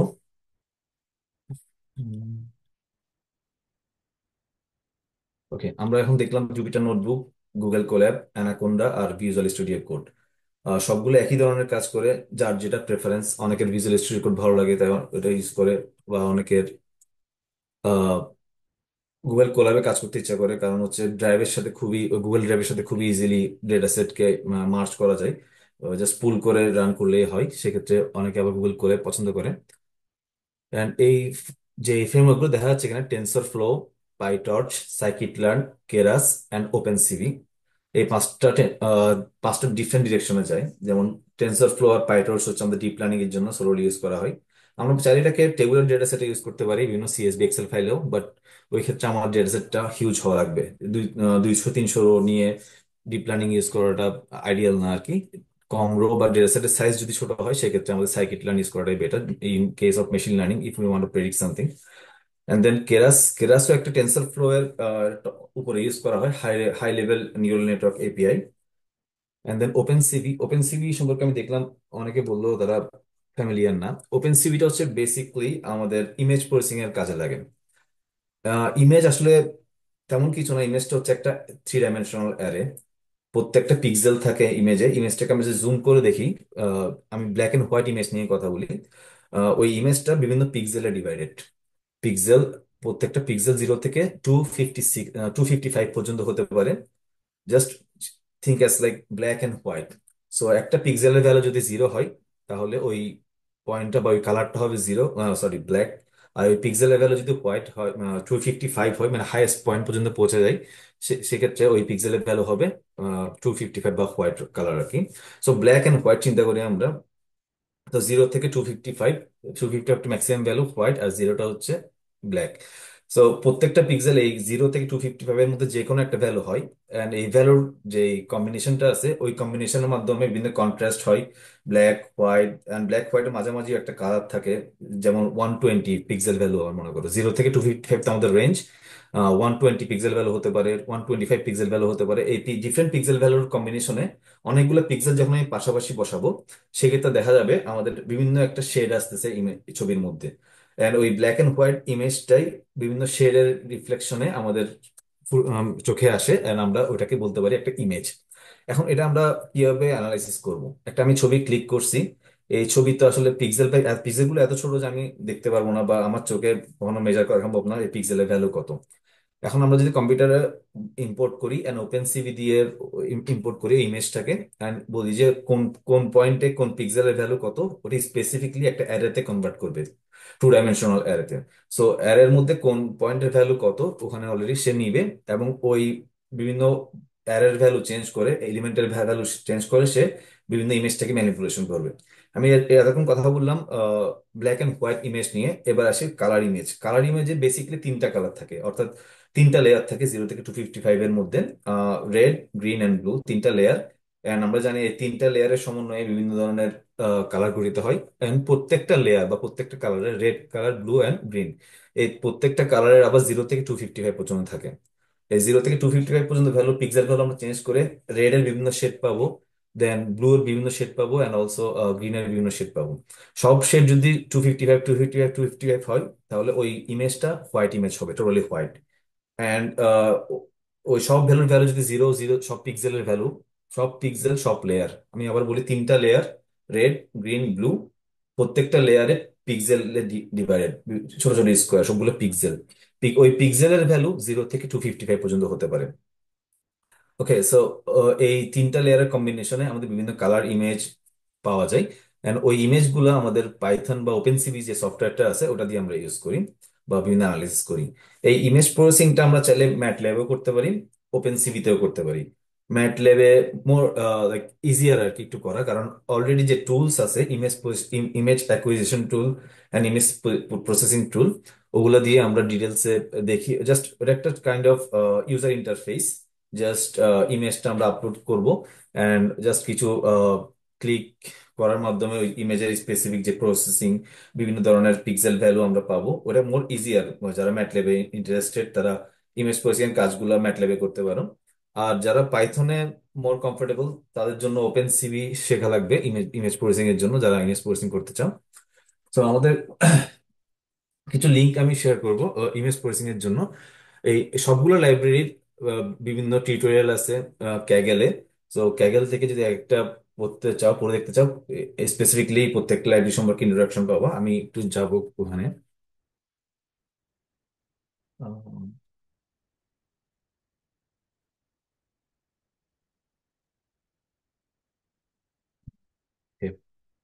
ক্যাগেলে আমি লিঙ্কটা দিয়ে দিব। এখন আমার কোডটা আছে আমার কাছে, আমি অন করব। শুরু করবো টেনসর ফ্লো দিয়ে।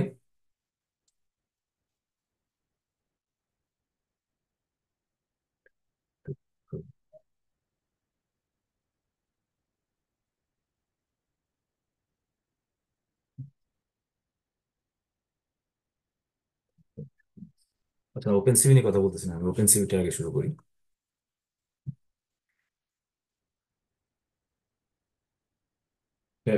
এটা একটা ক্যাগেল থেকে নেওয়া নোটবুক, আমি ক্যাগেলের লিঙ্কটা দিয়ে দিব সাথে। কিছু ইম্পর্টেন্ট কনসেপ্ট আছে এখানে। ওপেন সিভি একটা পাইথন লাইব্রেরি, যেটা আগে বললাম, যেটা দিয়ে আমরা বিভিন্ন ইমেজ প্রসেস করতে পারি। এখানে CV2 মানে ওপেন সিভিকে আমরা শর্টকাটে CV2 বলি।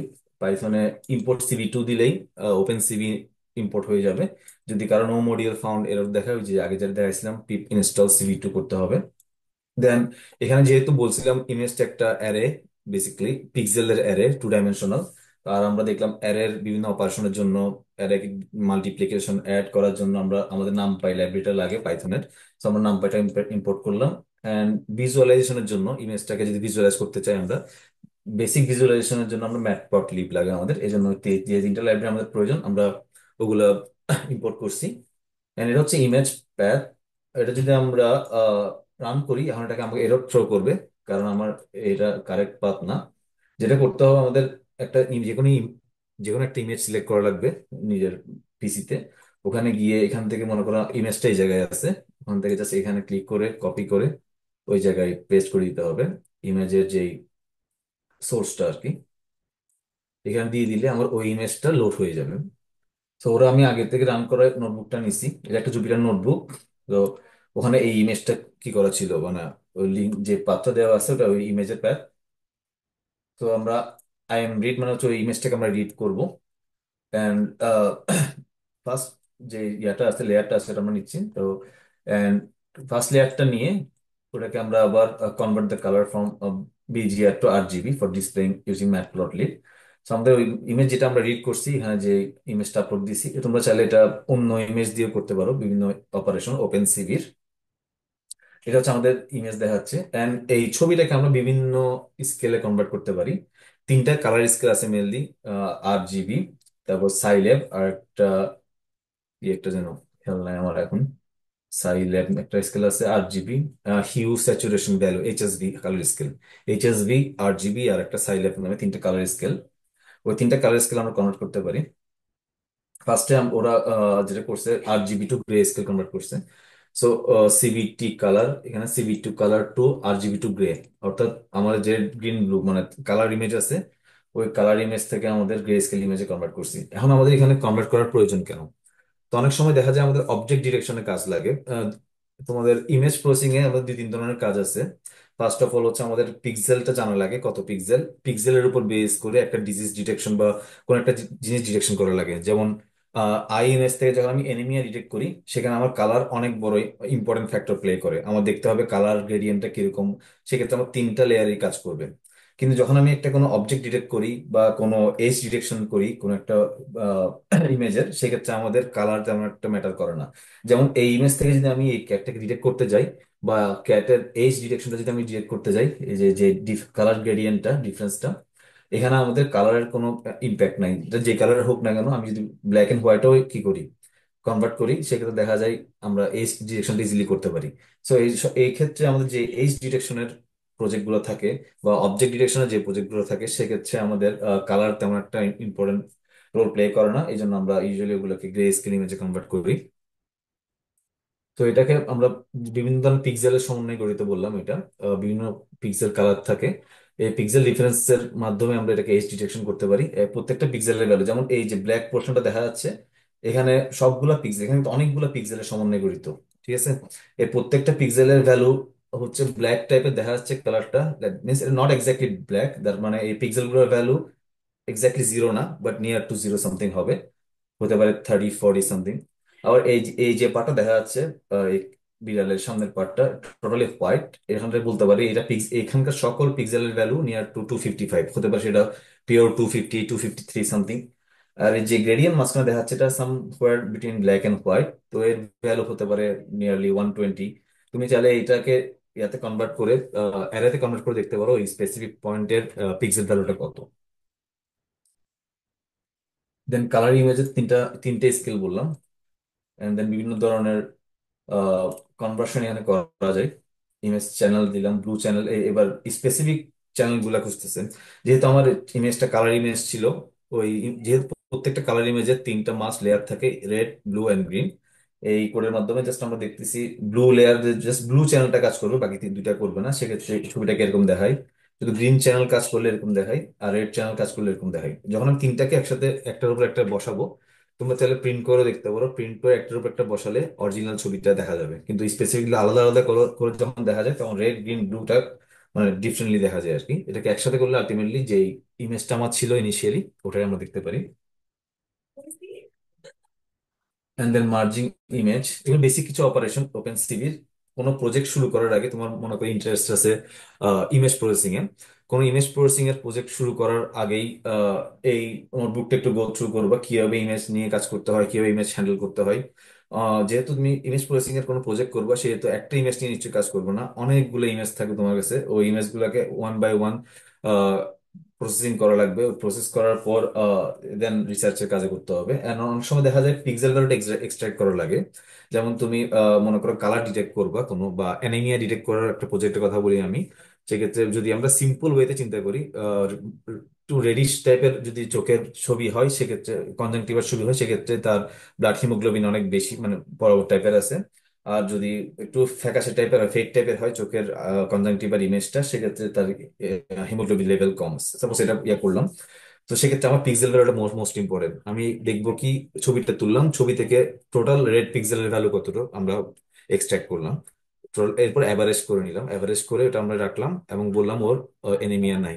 আর যার ফেডের একটু চোখের ছবি আছে তাকে আমরা চোখের ছবিটা তুললাম, অ্যানালাইসিস করে জাস্ট একটা অ্যাভারেজ নিলাম, রেড পিক্সেল ভ্যালুর কত ভ্যালু দেখা যাচ্ছে, তার সাথে আমার হিমোগ্লোবিন লেভেলের একটা কানেকশন থাকবে।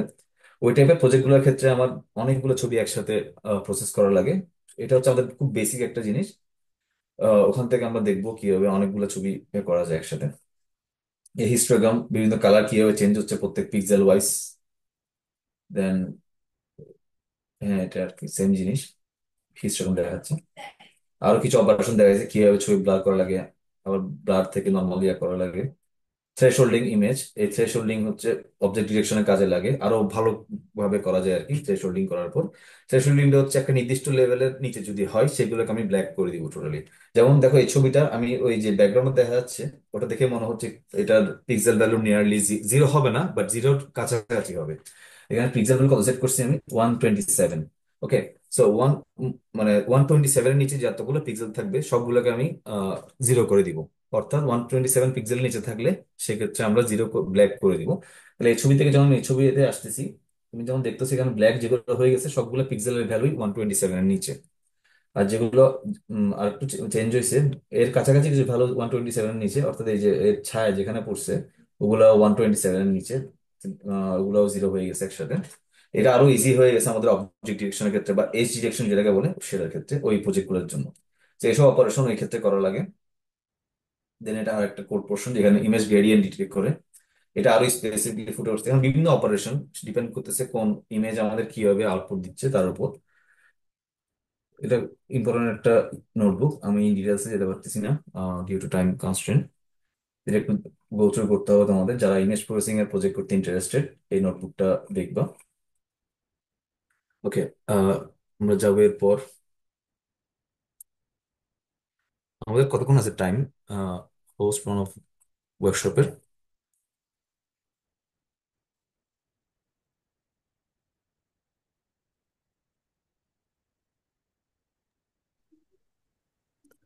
ভাই অ্যারাউন্ড 15 মিনিটস। 15 মিনিটস। ওকে, আসলে এগুলো দেখানো সম্ভব খুবই টাফ। একটা টপিক নিয়ে কথা বলতে গেলে ইন ডিটেলস অনেক টাইম কনজিউম হয়। আহ, আচ্ছা, আমি কোডগুলো তো দিয়ে দিব, এগুলো একটু নিজেকে স্টাডি করা লাগবে সবগুলো কোড কোড এন্ড দেন শিখতে হবে আর কিছু। আমি নেক্সট ফার্স্ট শেষ করতেছি। And then data collection technique নিয়ে কথা বলবো। টুলস আর কিছু কোড আছে, আমি কোড দিতে দিতে হবে আর কি, ডিটেলসে কথা বলা যাচ্ছে না। দেন আমাদের কিছু সেন্সর আইওটি আছে। ডেটা কালেকশন টেকনিক, আমাদের ডেটা কিভাবে পাবো? আমরা আমরা তো দেখলাম ডেটা পাওয়ার পরে এই যে এইসব কাজ করব। এখন আমরা ডেটা কিভাবে পাবো? আহ, বিভিন্ন উপায়ে ডেটা কালেক্ট কালেক্ট করা যায়। ফার্স্ট অফ অল হচ্ছে সেন্সর এন্ড আইওটি দিয়ে। সেন্সরটা হচ্ছে সবাই সেন্সরের সাথে পরিচিত। টেম্পারেচার সেন্সর থাকে আমাদের, আমাদের বিভিন্ন ধরনের সেন্সর নিয়ে তোমরা অলরেডি কাজ করছো। সেন্সরের মাধ্যমে সেন্সর লাগানো হয়, ওখান থেকে ডেটা আমরা ওয়ান বাই ওয়ান কালেক্ট করে রিড করে নিচে নোট করে রাখবো, দেখতে পারবো। দেন ওটাকে এক্সসিএসভি ফাইলে বা এক্সেল ফাইলে ইম্পোর্ট করে দেন এই কাজগুলো করব। এরপর আসবে আমার আইওটি ডিভাইস। আইওটি ডিভাইসের জন্য থিংস স্পিকের হয়তো নাম শুনছো। আহ, ওই যে সেন্সর গুলো আছে ওগুলোর সাথে আমরা একটা প্রজেক্ট করতে পারি মাইক্রো প্রসেসর দিয়ে বা বিভিন্ন কিছু দিয়ে, যাতে সেন্সরের অটোমেটিক আমাদের ডেটাগুলো কালেক্ট করবে এন্ড আমাদের thingspeak.com এ গিয়ে বা ইন্টারনেট অফ থিংস ক্লাউডে স্টোর করে রাখবে ডেটাগুলো। দেন ডেটাগুলা আমরা এক্সেল ফাইলে ইম্পোর্ট করে আমাদের পাইথনে আনবো বা ম্যাটল্যাব ইম্পোর্ট করব, দেন ওটাকে কাজ শুরু করতে পারি। এটা ছিল আমাদের সেন্সর আর IoT related data. And then experimental data সম্পর্কে সবারই আইডিয়া আছে, কারণ ফার্স্ট ইয়ার সেকেন্ড ইয়ারে বিভিন্ন সেশন করে থাকো যেখানে দেখা যায় আমরা এক্সপেরিমেন্ট করতেছি, এক্সপেরিমেন্ট করে ডেটা কালেক্ট করি, ওটা হচ্ছে আমাদের experimental data. And then simulation data যেটাকে বলা হয় সেটা নর্মালি সিনথেটিক ডেটা জেনারেট করে। আর সিনথেটিক ডেটা মানে হচ্ছে আমি বলে দিব কিভাবে ডেটা, একটা নির্দিষ্ট প্যাটার্ন থাকবে ডেটার, ওটা জেনারেট করে দেন ওটা আমাদের ডেটা সেটে ইমপ্লিমেন্ট করা লাগে। এর বাইরেও একটা একটা ডেটা কালেকশন কথা আমি বলি। যেমন আমার যে প্রজেক্টটা ছিল, আমি ব্যাচেলর যেটা করছিলাম, চোখের ছবি থেকে আমরা এনিমিয়া ডিটেকশন করতাম বা blood haemoglobin level level predict করতাম। যে যে কারণ যখন আমাদের চোখের ছবির অনেক ডেটা প্রয়োজন হতো, সো এই জন্য তখন অ্যাভেলেবেল কোনো পাবলিকলি ডেটা সেট ছিল না, 2019 সালের কথা বলতেছি আমি। তো সেক্ষেত্রে আমাদের বিভিন্ন মেডিকেল কলেজে যাওয়া লাগছে, মেডিকেলে গিয়ে পেশেন্টদের চোখের ছবি তুলে তাদের যে ব্লাড রিপোর্টটা ছিল, প্রত্যেকটা মেডিকেলে কিন্তু basic blood report CBC test যেটাকে বলে ওটা মাস্ট করানো হয়। আমরা ওই পেশেন্ট গুলোর চোখের ছবি তুলতাম, প্লাস ওর হিমোগ্লোবিন লেভেল এবং এনিমিক কন্ডিশনটা নিতাম। চোখের ছবি আর এনিমিক কন্ডিশনের নিয়ম নিতাম। এভাবে বিভিন্ন মেডিকেল কলেজ ভিজিট করে আমরা ডেটা কালেক্ট করছি, এন্ড ওই ডেটাটা আমরা ইমপ্লিমেন্ট করছি আমাদের প্রজেক্টে। তো যাদের বায়োমেডিকেল ইঞ্জিনিয়ারিং এ ইন্টারেস্ট আছে, ডিজিজ প্রেডিকশন যেটাকে বলে, বা বিভিন্ন ধরনের ডিজিজ প্রেডিক্ট করতে পারো। আমি ডিজিজ প্রেডিকশন নিয়ে স্পেসিফিকলি কথা বললে, হার্ট ডিজিজ হতে পারে, অথবা যে সকল ডিজিজ ইমেজের মাধ্যমে ডিটেক্ট করা যায়, ইমেজিং এর মাধ্যমে, যেমন হার্টের যে এক্সরে গুলো থাকে, ওই এক্সরে থেকে বিভিন্ন হার্ট ডিজিজ প্রেডিক্ট করা, দেন ইইজি সিগন্যাল বা ইসিজি সিগন্যাল থেকে বিভিন্ন হার্ট ডিজিজ প্রেডিক্ট করা বা বিভিন্ন ডিজিজ প্রেডিক্ট করা। এন্ড আরেকটা পার্ট হচ্ছে আমাদের ইমেজ থেকে, লাইক চোখের ইমেজ থেকে আমাদের অ্যানিমিয়া প্রেডিক্ট করা, স্কিন ক্যান্সার প্রেডিক্ট করা যায় ছবি থেকে। ওই যে জায়গায় ক্ষত হয়েছে, ওই ক্ষত থেকে স্কিন ক্যান্সারের টাইপ প্রেডিক্ট করা যায়। এই সকল প্রেডিকশনের জন্য আমাদের অনলাইনে কিছু ডাটা সেট থাকতে পারে, আবার কিছু ডেটা সেট টাকা দিয়ে কেনা লাগে। ডাটা সেটটা খুবই দামি একটা জিনিস, ডাটা সেটটা টাকা দিয়ে কেনা লাগে। অথবা বাংলাদেশে বিভিন্ন মেডিকেল কলেজে কোন স্পেসিফিক রোগ ধরে, মনে করো তুমি এই ডিজিজ নিয়ে কাজ করবা, ওই ডিজিজের কোনো একটা মানে লক্ষণ আছে, ওই লক্ষণটা তুমি জানো, এন্ড ওই লক্ষণ যেহেতু জানো, সেহেতু ওই যে অংশে তার রোগটা হয়েছে ওই অংশের ছবিটা তুলে আনবা। ওই অংশের ছবিটা তুলে আমরা ওটা অ্যানালাইসিস করে ইমেজ প্রসেসিং করে কোনো কিছু প্রেডিক্ট করার চেষ্টা করবো। এটা এক ধরনের ডেটা কালেকশন। বাট এই ধরনের যে ডেটা কালেকশন গুলো থাকে, ওগুলার আইআরবি অ্যাপ্রুভাল লাগে, অর্থাৎ তোমাদের যে প্রফেসর থাকবে যার সাথে কাজ করবা, এবং যে মেডিকেল কলেজে ডেটা কালেকশন করতে যাবা, ওর প্রিন্সিপালের সাথে একটা কোলাবোরেশন বলে বা একটা এথিক্যাল ব্যাপার আছে, কারণ তুমি হিউম্যান সাবজেক্ট নিয়ে কাজ করতেছো, সেক্ষেত্রে কিছু অফিসিয়াল স্টেপের থ্রুতে যাওয়া লাগে, ওটা একটু মাথায় রেখে ডাটা কালেকশন করতে পারো। সেটা হচ্ছে ইলেকট্রিক্যাল বা বায়োমেডিক্যাল ইঞ্জিনিয়ারিং এ যারা আছে তাদের জন্য, ওদের জন্য খুবই পারফেক্ট একটা প্রজেক্ট ওটা। নেক্সট, গুগল স্কলার সবাই জানো, বললা রিসার্চগেট সবাই জানো, মেন্ডেলিও সবাই, মেন্ডেলি জানো না, মেন্ডেলি হচ্ছে আমাদের একটা রেফারেন্স টুল। আমি যদি একটু মেন্ডেলি দেখাই খুব শর্টে।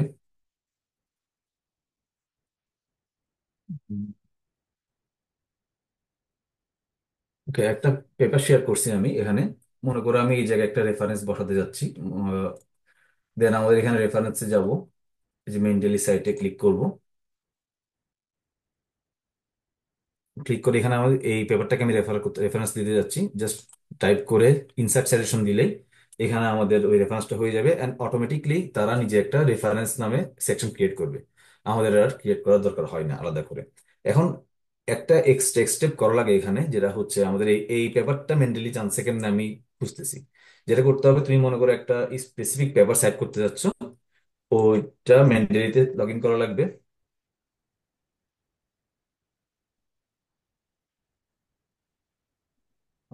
সাইন ইন,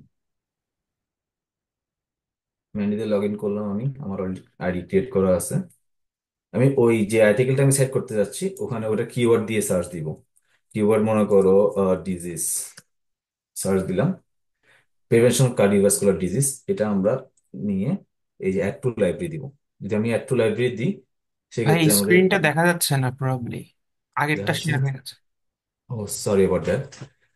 আমরা আবার শুরু করি, সরি। এটা আমার একটা পেপার, ওকে। আমি এই পজিশনে আমার একটা রেফারেন্স আমি অ্যাড করব। এই জন্য আমাদের এই রেফারেন্সে গিয়ে এই মেন্ডেলি সেটে যাব। মেন্ডেলি সেট থেকে মেন্ডেলি সেটে ক্লিক করি, তাহলে আমার এই পেপারটা যদি আমি এখানে সেট করতে চাই, এই জায়গায় এই পয়েন্টে ইনসার্ট সাজেশন দিলে এই দুইটা সাজেশন একসাথে আমার এই জায়গায় ইনসার্ট হবে, এন্ড এটা অটোমেটিকলি একটা বিবলিওগ্রাফি বা রেফারেন্স ফাইল ক্রিয়েট করবে at the end of my paper. And তোমাদের কোশ্চেন থাকতে পারে এখানে, মেন্ডেলিতে অটোমেটিকলি এই পেপারটা আসছে কেমনে? সো এটা অটোমেটিকলি আসবে না, যেটা করতে হবে, মেন্ডেলিতে লগ ইন করা লাগবে mendeley.com-এ, ওখানে আইডি খোলা লাগে। যদি আগে থেকে আইডি থেকে আমার আসা, আমি আর আইডি খুলিনি। তো এখানে তোমার ডিজিজ লিখে সার্চ দিবা। মনে করো আমি এই পেপারটা সেট করতে যাচ্ছি, এর আগে আগে আমার লাইব্রেরিতে অ্যাড করে নিতে হবে, আমার মেন্ডেলের লাইব্রেরিতে। তো ভিউ ইন লাইব্রেরি অলরেডি আমি অ্যাড করে ফেলছি একটু আগে, জন্য দেখা যাচ্ছে না। মনে করো এটা দেখালে অ্যাড টু লাইব্রেরি দিলে ওটা থাকবে, প্রিভেনশন অফ কার্ডিওভাস্কুলার ডিজিজ। তো আমি প্রিভেনশন অফ লিখে সার্চ দিলে আমার এখন চলে আসবে এটা এই জায়গায়। এখন আসবে না, এটাকে রিলোড করা লাগবে। রিলোড করে রেফারেন্সে যাব, মেন্ডেলি সেটে যাব। এবার যদি আমি প্রিভেনশন লিখে সার্চ দিই, এখন চলে আসবে অলরেডি। এই যে অলরেডি চলে আসছে, সার্চ দেওয়া লাগে না, ওই পেপারটা চলে আসছে আমি যেটা অ্যাড করছিলাম এখন। এইভাবে আমরা যদি ইনসার্ট সাজেশন দিই, সেক্ষেত্রে মেন্ডেলি অটোমেটিকলি রেফারেন্স দিয়ে দিবে, অ্যান্ড অলসো সেই রেফারেন্স বিবলিওগ্রাফিটা জেনারেট করবে at the end of my paper. এর ছিল মেন্ডেলি। মেন্ডেলি খুব ইজি একটা জিনিস, যখন তোমরা পেপার লিখতে যাবো সেক্ষেত্রে মেন্ডেলি কাজে লাগবে। এন্ড দেন ক্যাগেল তো সবাই মোটামুটি পরিচয় আছে ক্যাগেলের সাথে, আমি নতুন কিছু না বলি আর। kaggle.com, এখানে বিভিন্ন ডেটা সেট পাওয়া যায়, বিভিন্ন কোড লেখা থাকে, এন্ড অলসো বিভিন্ন টিউটোরিয়াল পাওয়া যায়। আমি বিভিন্ন লিঙ্ক দিয়ে দিব, যেসব লাইব্রেরি নিয়ে কথা বলতে পারি না, টেনসর ফ্লো বা পাইটর্চ, ওগুলার একটা ইন্ট্রোডাকশন আছে, খুব শর্ট শর্ট সময়ের মধ্যে দেখতে পারবা। লাইক 10-15 মিনিট যদি একটু রিডিং করে দেখো তাহলে অনেক কিছু আইডিয়া হবে।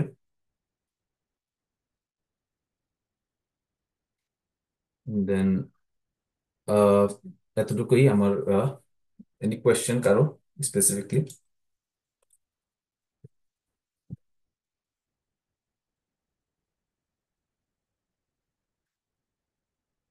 কারো কোনো কোয়েশ্চেন আছে?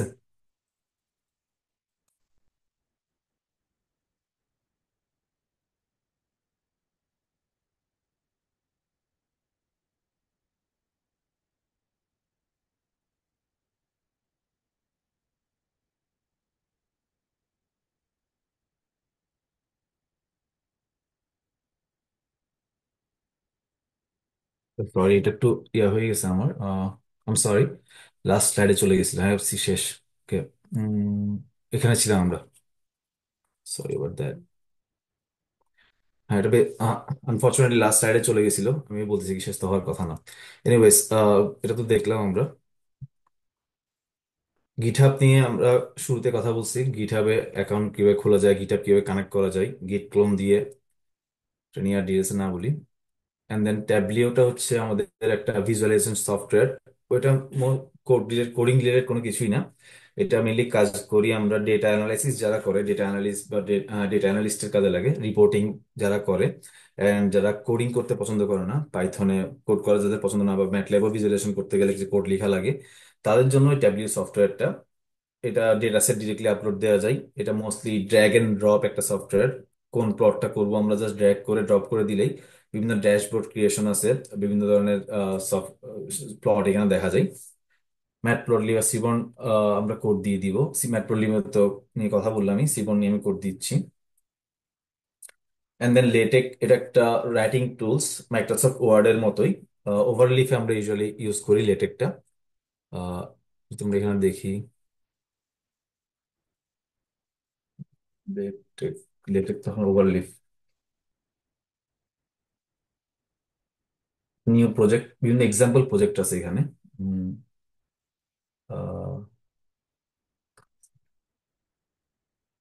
টেমপ্লেটস আছে বিভিন্ন, এই টেমপ্লেটস গুলো দেখতে পারি আমরা।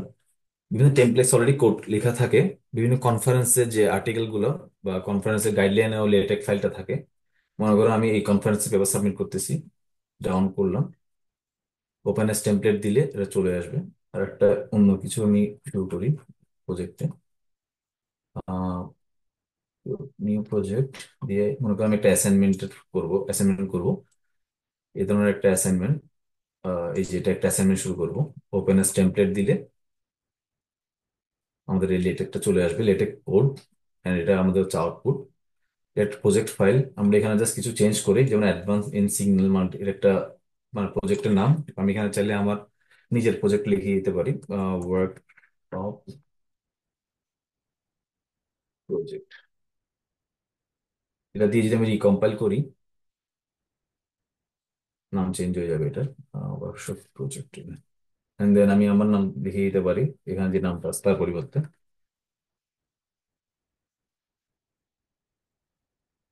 জাস্ট কিছু চেঞ্জ করার মাধ্যমেই আমি প্রজেক্ট দিয়ে এখানে চেঞ্জ করতে পারি। যেমন আমরা যখন ল্যাব রিপোর্ট লিখতাম বা ল্যাব রিপোর্ট লিখবা তোমরা, তোমরা এখন থেকে চাইলে ওভারলিফ ইউজ করতে পারো ইনস্টেড অফ এমএস ওয়ার্ড এর পরিবর্তে, যাতে একটা স্কিলও ডেভেলপ হবে, ভবিষ্যতে ইউজ করতে পারবো। যেমন এই যখন জাস্ট বিল্ট ইন একটা টেমপ্লেট আছে, ওই টেমপ্লেটটা নিয়ে বিভিন্ন ধরনের রিপোর্ট, যেমন এখানে জাস্ট যেখানে, আর এটা কোন জায়গায় কোডটা আছে দেখার জন্য ডাবল ক্লিক করলেই এটা চলে যাবে এই জায়গায়, এই যেখানে চলে গেছে অলরেডি। বা আমি মনে করো আমি আমার এই লেখাটা আমার কোডে কই আছে খোঁজার জন্য আমি চাচ্ছি, জাস্ট ডাবল ক্লিক করলেই চলে আসবে আমার এই জায়গায়, এই চলে আসছে অলরেডি। বা স্পেসিফিক কোনো পয়েন্টে ডাবল ক্লিক করবো, এটা অলরেডি কার্সারটা এখানে চলে আসবে। ঠিক আছে, তো আমি অলরেডি এটা আনছি। তারপর এখানে কোড কিছু আর আমরা ডিজাইন চেঞ্জ করতে পারি। বিভিন্ন ধরনের লেখা লিখতে পারি। সো বিভিন্ন রিপোর্ট যখন লিখবো তখন এটাকে জাস্ট চেঞ্জ করে দিলেই আমাদের অরিজিনাল রিপোর্ট হয়ে যাবে। অ্যান্ড রিপোর্টের পর আমরা জাস্ট এখানে ক্লিক করলেই এই পিডিএফটা ডাউনলোড হয়ে যাবে। সো এখন থেকে তোমরা যখনই কিছু করবা, রিপোর্ট লিখবা বা বিভিন্ন প্রজেক্ট রিপোর্ট সাবমিট করবা, চেষ্টা করবো ওভারলিপে করার জন্য, যাতে একটা অভ্যাস ক্রিয়েট হয়, যাতে ভবিষ্যতে এটা কাজে লাগাইতে পারো আর কি। দেন গেল এটা। দেন মাইক্রোসফট ওয়ার্ড তো জানোই সবাই। অ্যান্ড মাই পার্সোনাল জার্নি আমি খুব শর্টকাটে বলেই শেষ করবো। আমার born and brought up Chittagong এ। চিটাগাং কলেজ মুসলিম স্কুল ছিলাম, দেন চিটাগাং কলেজে চুয়েটে ট্রিপল নিয়ে পড়ছি। 14 ব্যাচ, 2015 থেকে 2019 পর্যন্ত। আমার থিসিস ছিল machine learning related. Machine learning আমার থিসিস করছিলাম আমি, যদিও ওই কাজটা পুরোটাই ম্যাটল্যাবে করছি, কারণ আমরা যখন করতাম তখন পাইথন অত পপুলার ছিল না টুয়ার্ডস এবং ইলেকট্রিক্যাল স্টুডেন্টের মধ্যে, ইলেকট্রিক্যালে যারা ছিল তাদের মধ্যে। সো ম্যাটল্যাবে টোটাল কাজটা করছি, ইমেজ প্রসেসিং থেকে শুরু করে ইমেজ প্রসেসিং, দেন মেশিন লার্নিং। তখন খুব ইজিলি করা যাইতো ম্যাটল্যাবে, এখনো আরো ইজিলি করা যাচ্ছে। পাইথনে কোড লেখা লাগে, বাট ম্যাটল্যাবে লাগতো না ওই সময় ইমেজ মেশিন লার্নিং এর জন্য। অ্যান্ড দেন আমি সুইচ করছি ইনফরমেশন সায়েন্সে। বাট আমি যখন অ্যাপ্লাই করতেছিলাম ওই সময়, সেক্ষেত্রে আমার ব্যাকগ্রাউন্ড ইলেকট্রিক্যাল হওয়ার কারণে আর কোনো বিশেষ কম্পিউটার সায়েন্সে রিসার্চ না থাকার কারণে দেখা যাচ্ছিল সেন্ট্রালি যখন অ্যাপ্লাই করতেছিলাম তখন অ্যাডমিশন পাচ্ছিলাম না কম্পিউটার সায়েন্স ডিপার্টমেন্টে। তো যেটা করছিলাম, আমি সেন্ট্রালি অ্যাপ্লাই করছি অ্যান্ড ইলেকট্রিক্যাল ডিপার্টমেন্টে অ্যাডমিশন পাইছি ফার্স্টে। সো টেকনিক্যালি তখন আমি যখন ইলেকট্রিক্যালে ক্লাস শুরু করি, প্রথম 2 সেমিস্টার আমার যে কোর কোর্স গুলো ছিল ওগুলো আমি নিই নাই। ইলেকট্রিক্যাল কোর্স গুলো না নিয়ে আমি অন্য ডিপার্টমেন্ট থেকে আমার অন্যান্য কোর্স নেওয়া শুরু করছি, যেগুলো অন্য ডিপার্টমেন্টের মেজর কোর্স বাট আমাদের মেজর কোর্স না, সাইড কোর্স হিসেবে নেওয়া শুরু করছি। অ্যান্ড ওখানে একটা ল্যাব ছিল আমাদের, ওই ল্যাবে ঢোকার জন্য খুব ইন্টারভিউ দেওয়া লাগে। তো ওই 2 সেমিস্টারে পড়ালেখার পাশাপাশি আমি হচ্ছে ওই ল্যাবে ঢোকার জন্য, যেটা ছিল কম্পিউটার সায়েন্সের ল্যাব, ইনফরমেশন সায়েন্স বেসিক্যালি, বিশেষ করে মেশিন লার্নিং নিয়ে কাজ করে। তো ওই ল্যাবে ঢোকার জন্য প্রিপারেশন নিয়েছিলাম 2 সেমিস্টার। প্রিপারেশন নিয়ে ওই ল্যাবে জয়েন করি। একই সাথে আমি ইলেকট্রিক্যাল থেকে ইনফরমেশন সায়েন্সে সুইচ করি। দেন বাকি 2 সেমিস্টারে আমি আমার মাস্টার শেষ করি, কারণ আমি আগেই বলছিলাম যদিও আমি ইলেকট্রিক্যালে ঢুকছিলাম ফার্স্ট 2 সেমিস্টার, বাট আমি যে কোর্সগুলো নিয়েছিলাম ওগুলো অন্যান্য ডিপার্টমেন্টে ছিল। ইনিশিয়ালি আমি ওখান থেকে কোর্স নিই নাই, সেক্ষেত্রে আমি বরাবর টাইমেই মাস্টার শেষ করতে পারছি। দেন আমি university of আরকানসা for medical sciences এর একটা মেডিকেল হসপিটাল এখানে ইউএমএস, ওখানে আমি ডেটা অ্যানালিস্ট হিসেবে কাজ করতেছি। অ্যান্ড 1 বছর পর আমি বায়োমেডিকেল ইনফরমেটিক্সে পিএইচডি শুরু করি পার্ট টাইম হিসেবে, মানে 1 বছর জব করার পর। আর মোস্ট মেজর কোশ্চেন হচ্ছে আমি পিএইচডি শুরু করছি কেন। পিএইচডি শুরু করার কারণ ছিল, আমি যখন ইনফরমেশন সায়েন্সে আমার ডেটা অ্যানালিস্ট, ডেটা সায়েন্স নিয়ে, মেশিন লার্নিং এসব নিয়ে কাজ করা হতো, তখন দেখা যেত আমি খুবই ভালোভাবে এসব নিয়ে কাজ করতে পারতেছি। কিন্তু যখন আমার ডোমেন নলেজের প্রয়োজন, যখন আমার হেলথ সেক্টর নিয়ে, আমার হেলথ ডোমেন নলেজে কোনো এক্সপিরিয়েন্স নাই, যেহেতু একটা মেডিকেল হসপিটাল, বিভিন্ন হেলথ কেয়ার নিয়ে কাজ করা লাগে, যেমন মেডিসিন নিয়ে কাজ করা লাগে, মেডিসিনের ডোজ কত লাগে এসব নিয়ে জানা লাগে। কিন্তু আমি যখন আমার মেশিন লার্নিং এর নলেজ গুলো অ্যাপ্লাই করতে যাই, ডোমেন নলেজ না থাকার কারণে দেখা যাচ্ছে অনেক সময় প্রবলেম ফেস করতে হয়। বিভিন্ন মিটিং এ যখন কলিগদের সাথে কথা বলি, সেক্ষেত্রেও আমার ইনপুটটা প্রপারলি দিতে পারি না। যদি আমার টেকনিক্যাল নলেজ আছে কিন্তু আমার ব্যাকগ্রাউন্ড নলেজ, মেডিকেল নলেজ না থাকার কারণে আমি এই কাজগুলো করতে পারতেছিলাম না। সেক্ষেত্রে আমি ডিসিশন নিয়েছি যে পিএইচডি করব। পিএইচডি করে হচ্ছে ডোমেন নলেজ আরো গেইন করে আমি আমার যে টেকনিক্যাল নলেজটা আছে ডোমেন নলেজের সাথে মার্জ করে আরো রিসার্চে কাজে লাগাবো। তো এই জন্যই মেনলি পিএইচডি শুরু করা। আর আমার পিএইচডি স্পন্সরটা আমার এমপ্লয়ারতে করতেছে। সো সবকিছু মিলাই শুরু করলাম আর কি। আর এতটুকুই আজকে। আর কোনো কোয়েশ্চেন আছে কারো? ভাই আপনি এই যে চুয়েট থেকে তো মেবি মাস্টার্স এর জন্য গিয়েছিলেন, তখন ওটা আসলে মানে কিভাবে ফুল ফান্ডের জন্য কিভাবে অ্যাপ্লাই করেছিলেন, লাইক ডিরেক্টলি পিএইচডির জন্য কেন যাননি তখন? আহ, আমি আসলে পিএইচডির জন্য যাইনি। আমার 5 বছরটা একটু লং টাইম মনে হচ্ছিল শুরুতে। আর আমার প্ল্যান ছিল হচ্ছে আমি জব স্টার্ট করবো ইনিশিয়ালি। তো মাস্টার্সটা শেষ করেই জব ঢোকার যেহেতু প্ল্যান, সেক্ষেত্রে আমি জাস্ট মাস্টার্সে অ্যাপ্লাই করছিলাম। আর আমি সেন্ট্রালি অ্যাডমিশন পাইছি। সেন্ট্রালি বলতে আমি কোনো প্রফেশনাল ম্যানেজ করি নাই, ডিরেক্টলি অ্যাপ্লাই করছি। সেন্ট্রালি যেসব ফান্ডিং হয় সেগুলো মেনলি টিচিং অ্যাসিস্ট্যান্ট হিসেবে দেয়, রিসার্চ অ্যাসিস্ট্যান্ট হিসেবে দেয় না। তো ফার্স্ট 2 সেমিস্টার আমি টিচিং অ্যাসিস্ট্যান্ট ছিলাম। পরবর্তীতে অন্য একটা ল্যাবে ঢোকার জন্য আমি ট্রাই করি, ইন্টারভিউ দিই, এবং ওই ল্যাবে আবার রিসার্চ অ্যাসিস্ট্যান্ট হিসেবে ছিলাম। তো আমি ইনিশিয়ালি সেন্ট্রালি অ্যাপ্লাই করি। সেন্ট্রালি আমার প্রোফাইলটা রেডি করি, GRE IELTS score and then SOP LOR লিখে জাস্ট কয়েকটা র্যান্ডম ইউনিভার্সিটিতে আমি আমার প্রোফাইল অনুসারে অনেকগুলো হাই র্যাঙ্ক ইউনিভার্সিটি ছিল, মিড র্যাঙ্ক ছিল এবং লো র্যাঙ্ক ছিল। আমি দুইটা দুইটা করে মোটামুটি অ্যাপ্লাই করার প্ল্যান করি, কিন্তু ওখান থেকে আবার সিলেকশন করে আরো ইউনিভার্সিটি কমাই, তিনটা সেফ র্যাঙ্কের মধ্যে অ্যাপ্লাই করি আর কি। সেক্ষেত্রে এভাবেই আমার অ্যাডমিশনটা কনফার্ম হয় উইথ ফান্ডিং। ভাইয়া পাশ করার পরে মানে কিরকম টাইম নিয়েছিলেন এরকম এই যে পুরো প্রসেসটার জন্য মাস্টার্সে? হ্যাঁ, হ্যাঁ, পাস করছি। আমাদের লাস্ট ডিফেন্স হয়েছে আমাদের অক্টোবর 2019 সালে। দেন জিআরইর জন্য প্রিপারেশন নিচ্ছিলাম। মার্চে আমি জিআরই দিই, মার্চ 2020-এ জিআরই দিছি। যদি কোভিড এর ইয়া না হতো হয়তো বা ট্রাই করতাম নেক্সট সেমিস্টারের জন্য, বাট কোভিড এর কারণে সপ্তাহ অফ ছিল। দেন কিছু টাইম নিয়ে আইএলটিএস পরীক্ষা দিছিলাম 2020 সালের অক্টোবর মাসে। অ্যান্ড দেন আইএলটিএস দেওয়ার পরই আমি অ্যাপ্লাই শুরু করি অক্টোবর নভেম্বরের দিকে। And জানুয়ারি ফেব্রুয়ারির মধ্যে অ্যাপ্লাই কমপ্লিট করি। অ্যান্ড 2021-এর ফল অগাস্টে আমি এখানে আসি মাস্টার্সের জন্য আর কি। মোটামুটি 2019 থেকে 2021, 1.5 বছর একটু বেশি সময় লাগছে কোভিড এর কারণে। আর কোভিড না থাকলে 1 বছরের মধ্যে হয়ে যায়। আর একটা প্ল্যানিং করা লাগবে। তোমরা মনে করো যদি মার্চ থেকে এপ্রিলের মধ্যে গ্রাজুয়েট করো, সেক্ষেত্রে তোমরা ফর শিওর ফলটা মিস করছো, ফল সেমিস্টার যেটা আছে। কিন্তু যদি স্প্রিং এর জন্য প্রিপারেশন নাও, অনেকে মনে করে কি আমি মার্চে গ্রাজুয়েট করছি, আমি তো অলরেডি মিস করে ফেলছি এই যে ফল সেমিস্টারটা। তো ফল সেমিস্টার মিস করতে ব্যাপার না, এরপরে আরেকটা সেমিস্টার আছে স্প্রিং সেমিস্টার। যদিও স্প্রিং সেমিস্টার ফান্ডিং একটু কম থাকে, বাট ট্রাই করলে ইজিলি মানে পাওয়া যায়। কিছু ভার্সিটিতে স্প্রিং সেমিস্টারের ফান্ড থাকে। সো তুমি চেষ্টা করবে কি স্প্রিং সেমিস্টার জন্য অ্যাপ্লাই করতে। অনেকে চাই করে কি আরো 1 বছর বসে থাকে, এই ফল মিস করছে নেক্সট বছরের ফলে অর্থাৎ অগাস্টে গিয়ে আবার অ্যাপ্লাই করে। সুতরাং 1 বছর নষ্ট না করে স্প্রিং এ ট্রাই করলে স্প্রিং এ অ্যাডমিশন হয়ে যায় অনেক ভার্সিটিতে। আচ্ছা।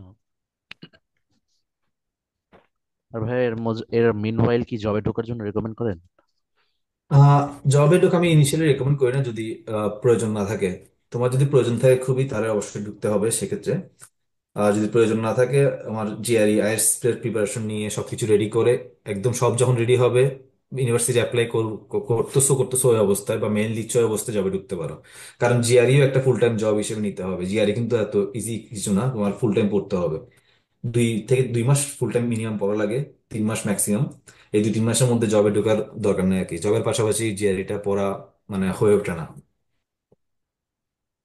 আচ্ছা ভাই, আর ভাই মাস্টার্স এর জন্য যে অ্যাপ্লিকেশন করব, তো ওটার জন্য কি আমার যেমন পিএইচডি তে অ্যাপ্লাই করলে যেমন আমার পেপারস দেখানো লাগে যে কি কি কাজ করেছিল ওখানে, হুম। মাস্টার্সটা কি থিসিস দিয়ে হবে নাকি আমি অন্য একটা ফিল্ডে যদি পেপার বের করে থাকি ওটা দিয়ে করা যাবে? এটা ডিপেন্ডস অন ইউ আর কি। তুমি যে কেউ অ্যাপ্রোচ করতেছে প্রফেসরকে, তার উপর ডিপেন্ড করে। তোমার যদি মাস্টার্স রিলেটেড আপনি তো তোমার সেন্ট্রালি ম্যানেজ করেছিলেন কি, ওটার হ্যাঁ, পার্সপেক্টিভে বলছিলাম।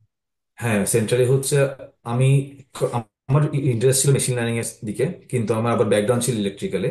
তো আমি যদি প্রফেসরকে ম্যানেজ করতাম, সেক্ষেত্রে আমি আমার রিসার্চ দেখাই বললাম যে আমার মেশিন লার্নিং এ এক্সপিরিয়েন্স আছে, আমি কম্পিউটার সায়েন্সে ঢুকতে চাই, সেক্ষেত্রে হয়তো বা পসিবল হতো। বাট আমার কাছে টাইম ছিল না, বা আমি র্যান্ডমলি অ্যাপ্লাই করছিলাম ওই সময়। আর সেন্ট্রাল ফান্ডিং এর ক্ষেত্রে তোমাকে যেটা দেখে তোমার ব্যাকগ্রাউন্ড কি আর তুমি আসতেছো কোথায়। কম্পিউটার সায়েন্সে কিছু বেসিক কোর্স থাকে, যেমন ডেটা স্ট্রাকচার অ্যালগোরিদম, তো একদম বেসিক লেভেলের কোর্স। এন্ড ওই ডেটা স্ট্রাকচার অ্যালগোরিদম আমাদের সময় ইলেকট্রিক্যালে পড়াইতো না, এখন পড়ায় কিনা আমি জানি না। সো ওইসব কোর্স যখন একটা প্রফেসর বা একজন একটা অ্যাডমিশন কমিটি যখন দেখে না তোমার কাছে আন্ডার গ্রেডে, তখন ইউজুয়ালি তোমাকে কম্পিউটার সায়েন্স অ্যাডমিশন দেয় না, যদি সেন্ট্রালি অ্যাপ্লাই করো সেক্ষেত্রে। কিন্তু তুমি যদি প্রফেসর থ্রুতে অ্যাপ্লাই করো, অর্থাৎ প্রফেসর ম্যানেজ করলা, বলে যে আমার রিসার্চ আছে এই ফিল্ডে, আমি এক্সপিরিয়েন্সড, অলসো ও তোমার থেকে ইন্টারভিউ নিলো এবং ইন্টারভিউ নিলে কনভিন্সড হলো যে ওকে এই স্টুডেন্টটা পারবে, তখন প্রফেসরটা হচ্ছে অ্যাডমিশন কমিটিকে রিকমেন্ড করে যে হ্যাঁ আমি ওর ইন্টারভিউ নিছি, ওর কোর্স না থাকলেও ওর এক্সপিরিয়েন্স আছে, তোমরা ওকে অ্যাডমিশন দিতে পারো বা হোয়াট এভার ইট ইস এর আগাতে পারো। সো ওই ওই থ্রুতে গেলে আবার চান্স আছে। বাট সেন্ট্রালি যখন অ্যাপ্লাই করো, তখন তোমার সাথে ওর কোনো কানেকশন নেই। কানেকশনটা দেখা যাবে জাস্ট ট্রান্সক্রিপ্টের মাধ্যমে। ও তোমার ট্রান্সক্রিপ্ট জাজ করবে, দেখবে কি ওখানে কোনো কম্পিউটার সায়েন্সের বেসিক কোর্স নাই, সেক্ষেত্রে কম্পিউটার সায়েন্স ডিপার্টমেন্টে অ্যাডমিশন দেয় না, বা ওইরকম একটা ইয়া হয় আর কি। আর তুমি যদি কনভিন্স করতে পারো ইমেল দিয়ে, সেক্ষেত্রে চান্স থাকে। আচ্ছা ভাই, আর আম, এখন যেমন আমাদের যেমন 2 মাস গ্রাজুয়েশন করা বাকি, 2 মাস আর কি ধরে নিচ্ছি আর কি, সার্টিফিকেট পেতে হয়তো আরো 3-4 মাস টোটাল, হয়তো এপ্রিল মার্চ লাগতে পারে। দেন হোয়াট ডু ইউ থিঙ্ক, মানে আমাদের কি ওই ওই অগাস্ট থেকে কি আমরা ওই ধরা শুরু করবো 26-এর, নাকি আহ, হ্যাঁ, এই জন্য আমি ওয়েট বললাম করবো ধরো একটা মার্চ, পাবলিকেশন হ্যাঁ, করার এরকম? মার্চ এপ্রিলে পাস করবা, তাহলে আমি বলবো তোমাকে স্প্রিং এর সেশনটা ধরার জন্য। কারণ এপ্রিলে যদি পাস করো, অলরেডি অগস্টের সেশনটা মিস করছো। সো স্প্রিং এ যে সেশনটা আছে ওটার জন্য ট্রাই করবা। স্প্রিং এর জন্য অগস্ট থেকে অ্যাপ্লাই করলেও চলে। অগস্টের মধ্যে আমি বলবো প্রোফাইলটা রেডি করা। তোমার মার্চ এপ্রিলে পাস করলেও 2 মাস টানা প্রিপারেশন নিয়ে জিআরই দাও, 1 মাস প্রিপারেশন নিয়ে IELTS, and then professor emailing শুরু করো জুলাই থেকে। জুলাই ইমেল শুরু করে আগস্টের মধ্যে কিছু একটা ম্যানেজ করে দেন সেপ্টেম্বরের শুরুর দিকে অ্যাপ্লাই করে দিলেও স্প্রিং একটা চান্স থাকে আর কি। আচ্ছা ভাই, আর এটা একটা প্রবাবিলিটি। আর আরেকটা যদি হয় যে লাইক আমার গ্রাজুয়েশন এখনো হয়নি, বাট হুম। ফটোর 2 সপ্তাহ গেল, তো এখন যদি আমি মানে আমার প্রোফাইল মোটামুটি সাজিয়ে এখন জিআরইটা দেওয়া বাকি, যদি আইএলস ধরেন আছে, তো এখন থেকে যদি আমি সেন্ট্রালি অ্যাপ্লাই শুরু করি, তাহলে কি পসিবিলিটি আছে, কনসিডারিং আমার এখন সার্টিফিকেট হাতে আসেনি? হ্যাঁ, অবশ্য পসিবিলিটি আছে। তোমার যে ট্রান্সক্রিপ্ট গুলো আছে ওগুলো দিয়ে আনঅফিসিয়ালি একটা অ্যাডমিশন দিবে, কিন্তু অ্যাকচুয়ালি জয়েন করার জন্য তোমার অবশ্যই হ্যাঁ অফিসিয়াল হ্যাঁ, ওইটা সার্টিফিকেট। অফিসিয়াল সার্টিফিকেটটা পরে দেওয়ার। তাহলে তো আমি আমি মেবি যে এই বছরের ইয়াটা, মানে এই যে জানুয়ারি, মানে সরি, ফলটা মেবি ধরার চেষ্টা করতে পারি 26-এ যেটা শুরু হ্যাঁ, হচ্ছে। কিন্তু সমস্যা হচ্ছে ফলের ডেডলাইন ম্যাক্সিমামই জানুয়ারি ফেব্রুয়ারি, ম্যাক্সিমাম মার্চের মধ্যে শেষ হয়ে যাবে কনফার্ম একদম। এরপরে সামারে তো ইউনিভার্সিটিতে সবাই ছুটিতে থাকে, ওই সময় ওরা প্রসেস সহজে করে না আর কি। মার্চের মধ্যে ওরা সবকিছু কমপ্লিট করতে চাই, উইদিন অ্যাপ্লিকেশন এন্ড এভরিথিং। আচ্ছা ভাই, করলে আর তার মানে এটা এখনই শুরু করে ফেলতে হবে আর কি এসওপি টেসওপি হ্যাঁ, লিখে। এখন থেকে তোমার জিআরই অ্যাড্রেস দিয়ে পোর্টাল রেডি রাখতে হবে। ইন দ্য মিন টাইম তুমি পরীক্ষা শেষ করে বা পরীক্ষা শেষ শুরু হলে ক্লাসে শেষ দিয়ে গিয়ে অ্যাপ্লাই করতে পারবো। আর ভাইয়া, আম, জিআরইটা তো মেবি একটু সময় নিয়ে দিতে হয়, মানে জিআরই ছাড়া আর কি যদি দিতে হয় আর কি, ওইটার জন্য কনসিডার করে বলছিলাম আর কি, কারণ এখন যেহেতু টাইম নেই আর কি। আর ভাই আরেকটা হ্যাঁ। জিনিস হলো যে সেন্ট্রালি যেহেতু অ্যাপ্লাই করছি, যে তার মানে আমার প্রফেসর ম্যানেজ করার সময় হচ্ছে না। তো হুম। ভাই সেন্ট্রালি ম্যানেজ করার সময় আপনি যখন অ্যাপ্লাই করেছিলেন, তখন কি আপনি সবগুলোর জন্য ডিফারেন্ট ডিফারেন্ট এসওপি লিখে করতে হয়েছিল, নাকি সবগুলোর জন্য আলাদা আলাদা এলো আর ইয়া হুম। করে, এরা খুব রিগোরাস হ্যাঁ, প্রসেস না, মানে না কিভাবে না, করেছিলেন? আলাদা না, জাস্ট আমি ইউনিভার্সিটির নামটা চেঞ্জ করে দিতাম, আর যে প্রফেসরের নাম লিখতে চাইতাম ওই প্রফেসরের নাম চেঞ্জ করে দিতাম। আর আচ্ছা আচ্ছা। তেমন কিছু না। যে আর ইউনিভার্সিটি যেহেতু অ্যাপ্লাই ইমেল করবো, সেম আছে আর কি, যে তো সবগুলা সেমই হবে। হ্যাঁ সব সেম হয়, বাট রিসার্চ ফিল্ড যেমন মনে করো সব ইউনিভার্সিটির রিসার্চ তো সেম না। তো ওই ইউনিভার্সিটি রিসার্চ নিয়ে যখন একটু লিখতে যাবো, ওই রিসার্চের টপিকটা বা ওই প্যারাটা চেঞ্জ করা লাগে আর কি। আচ্ছা আচ্ছা আচ্ছা। আর এলওআর সেম, হুবহু সেমই থাকে। এলওআর হচ্ছে জাস্ট লিখে প্রফেসরদেরকে দিয়ে দিলে ওরাই পাঠায় দেয়, এই আর কি। আর কোনো চেঞ্জ থাকে না এলওআর এ, জাস্ট এসওপিটা চেঞ্জ করা লাগে according to the university research. আচ্ছা আচ্ছা। আচ্ছা ভাই, থ্যাংক ইউ ভাই। আর ভাই আপনার লিঙ্কডইনটা একটু দিলে ভালো হতো, বা হ্যাঁ শিওর, আর আমি এনি দিয়ে কাইন্ড দিচ্ছি। অফ মানে কমিউনিকেশন। হুম হুম, শিওর। অসংখ্য ধন্যবাদ নাহিয়ান বিন নূর ভাই। এ পর্যায়ে আমরা আমন্ত্রণ জানাচ্ছি আইট্রিপলি চুয়েট স্টুডেন্ট ব্রাঞ্চের honourable general secretary Shahriar Mahmud সাদি ভাইকে আজকের এই ওয়ার্কশপ এবং আইট্রিপলি রেসপ্রো প্রোগ্রামের পরবর্তী কার্যক্রম নিয়ে তার মূল্যবান অভিমত প্রকাশ করার জন্য।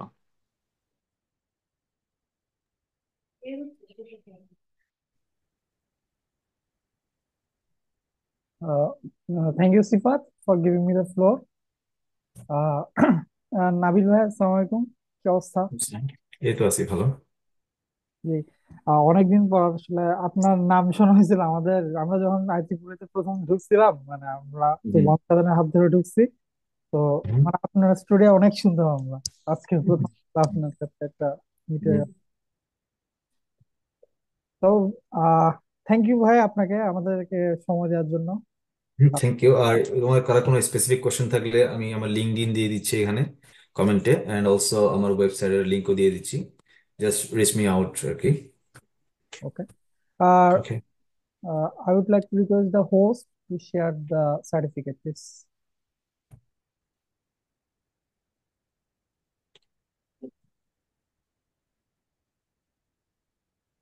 আর আমি গিটহাব লিঙ্কটা আপডেট করে দিব, লিঙ্কটা কমেন্টে দিয়ে দিচ্ছি। আমরা আজকের মধ্যে আপডেটেড কোড এন্ড এভরিথিং পেয়ে যাব।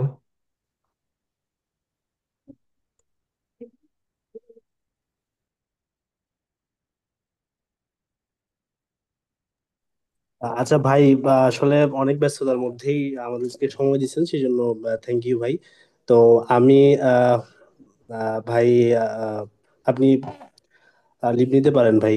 আমরা হচ্ছে জাস্ট হচ্ছে আমাদের অডিয়েন্সদের নিয়ে কিছু কথা বলবো। থ্যাংক ইউ ভাই আমার ওকে, সাথে জয়েন থ্যাংক ইউ। করার জন্য। Thank you all. Thank you ভাই। আচ্ছা, ভাই আসলে অনেক বিজি, সেই জন্য লিভ নিচ্ছেন। Thank you.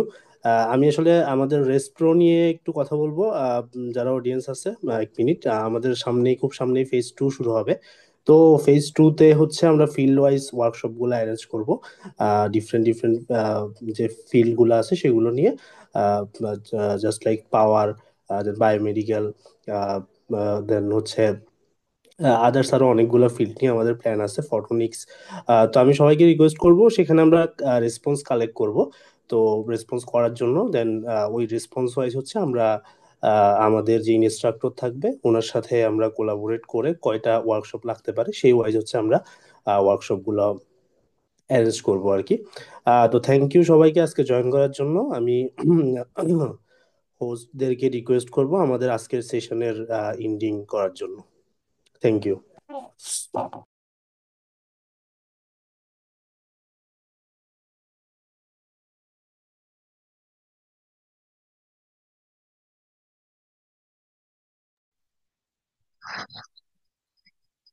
ভাইয়াদের অসংখ্য ধন্যবাদ আমাদের সাথে এতক্ষণ ধৈর্য ধরে থাকার জন্য। এরই মাধ্যমে আমরা আমাদের আজকের পর্বের শেষ পর্যায়ে চলে এসেছি।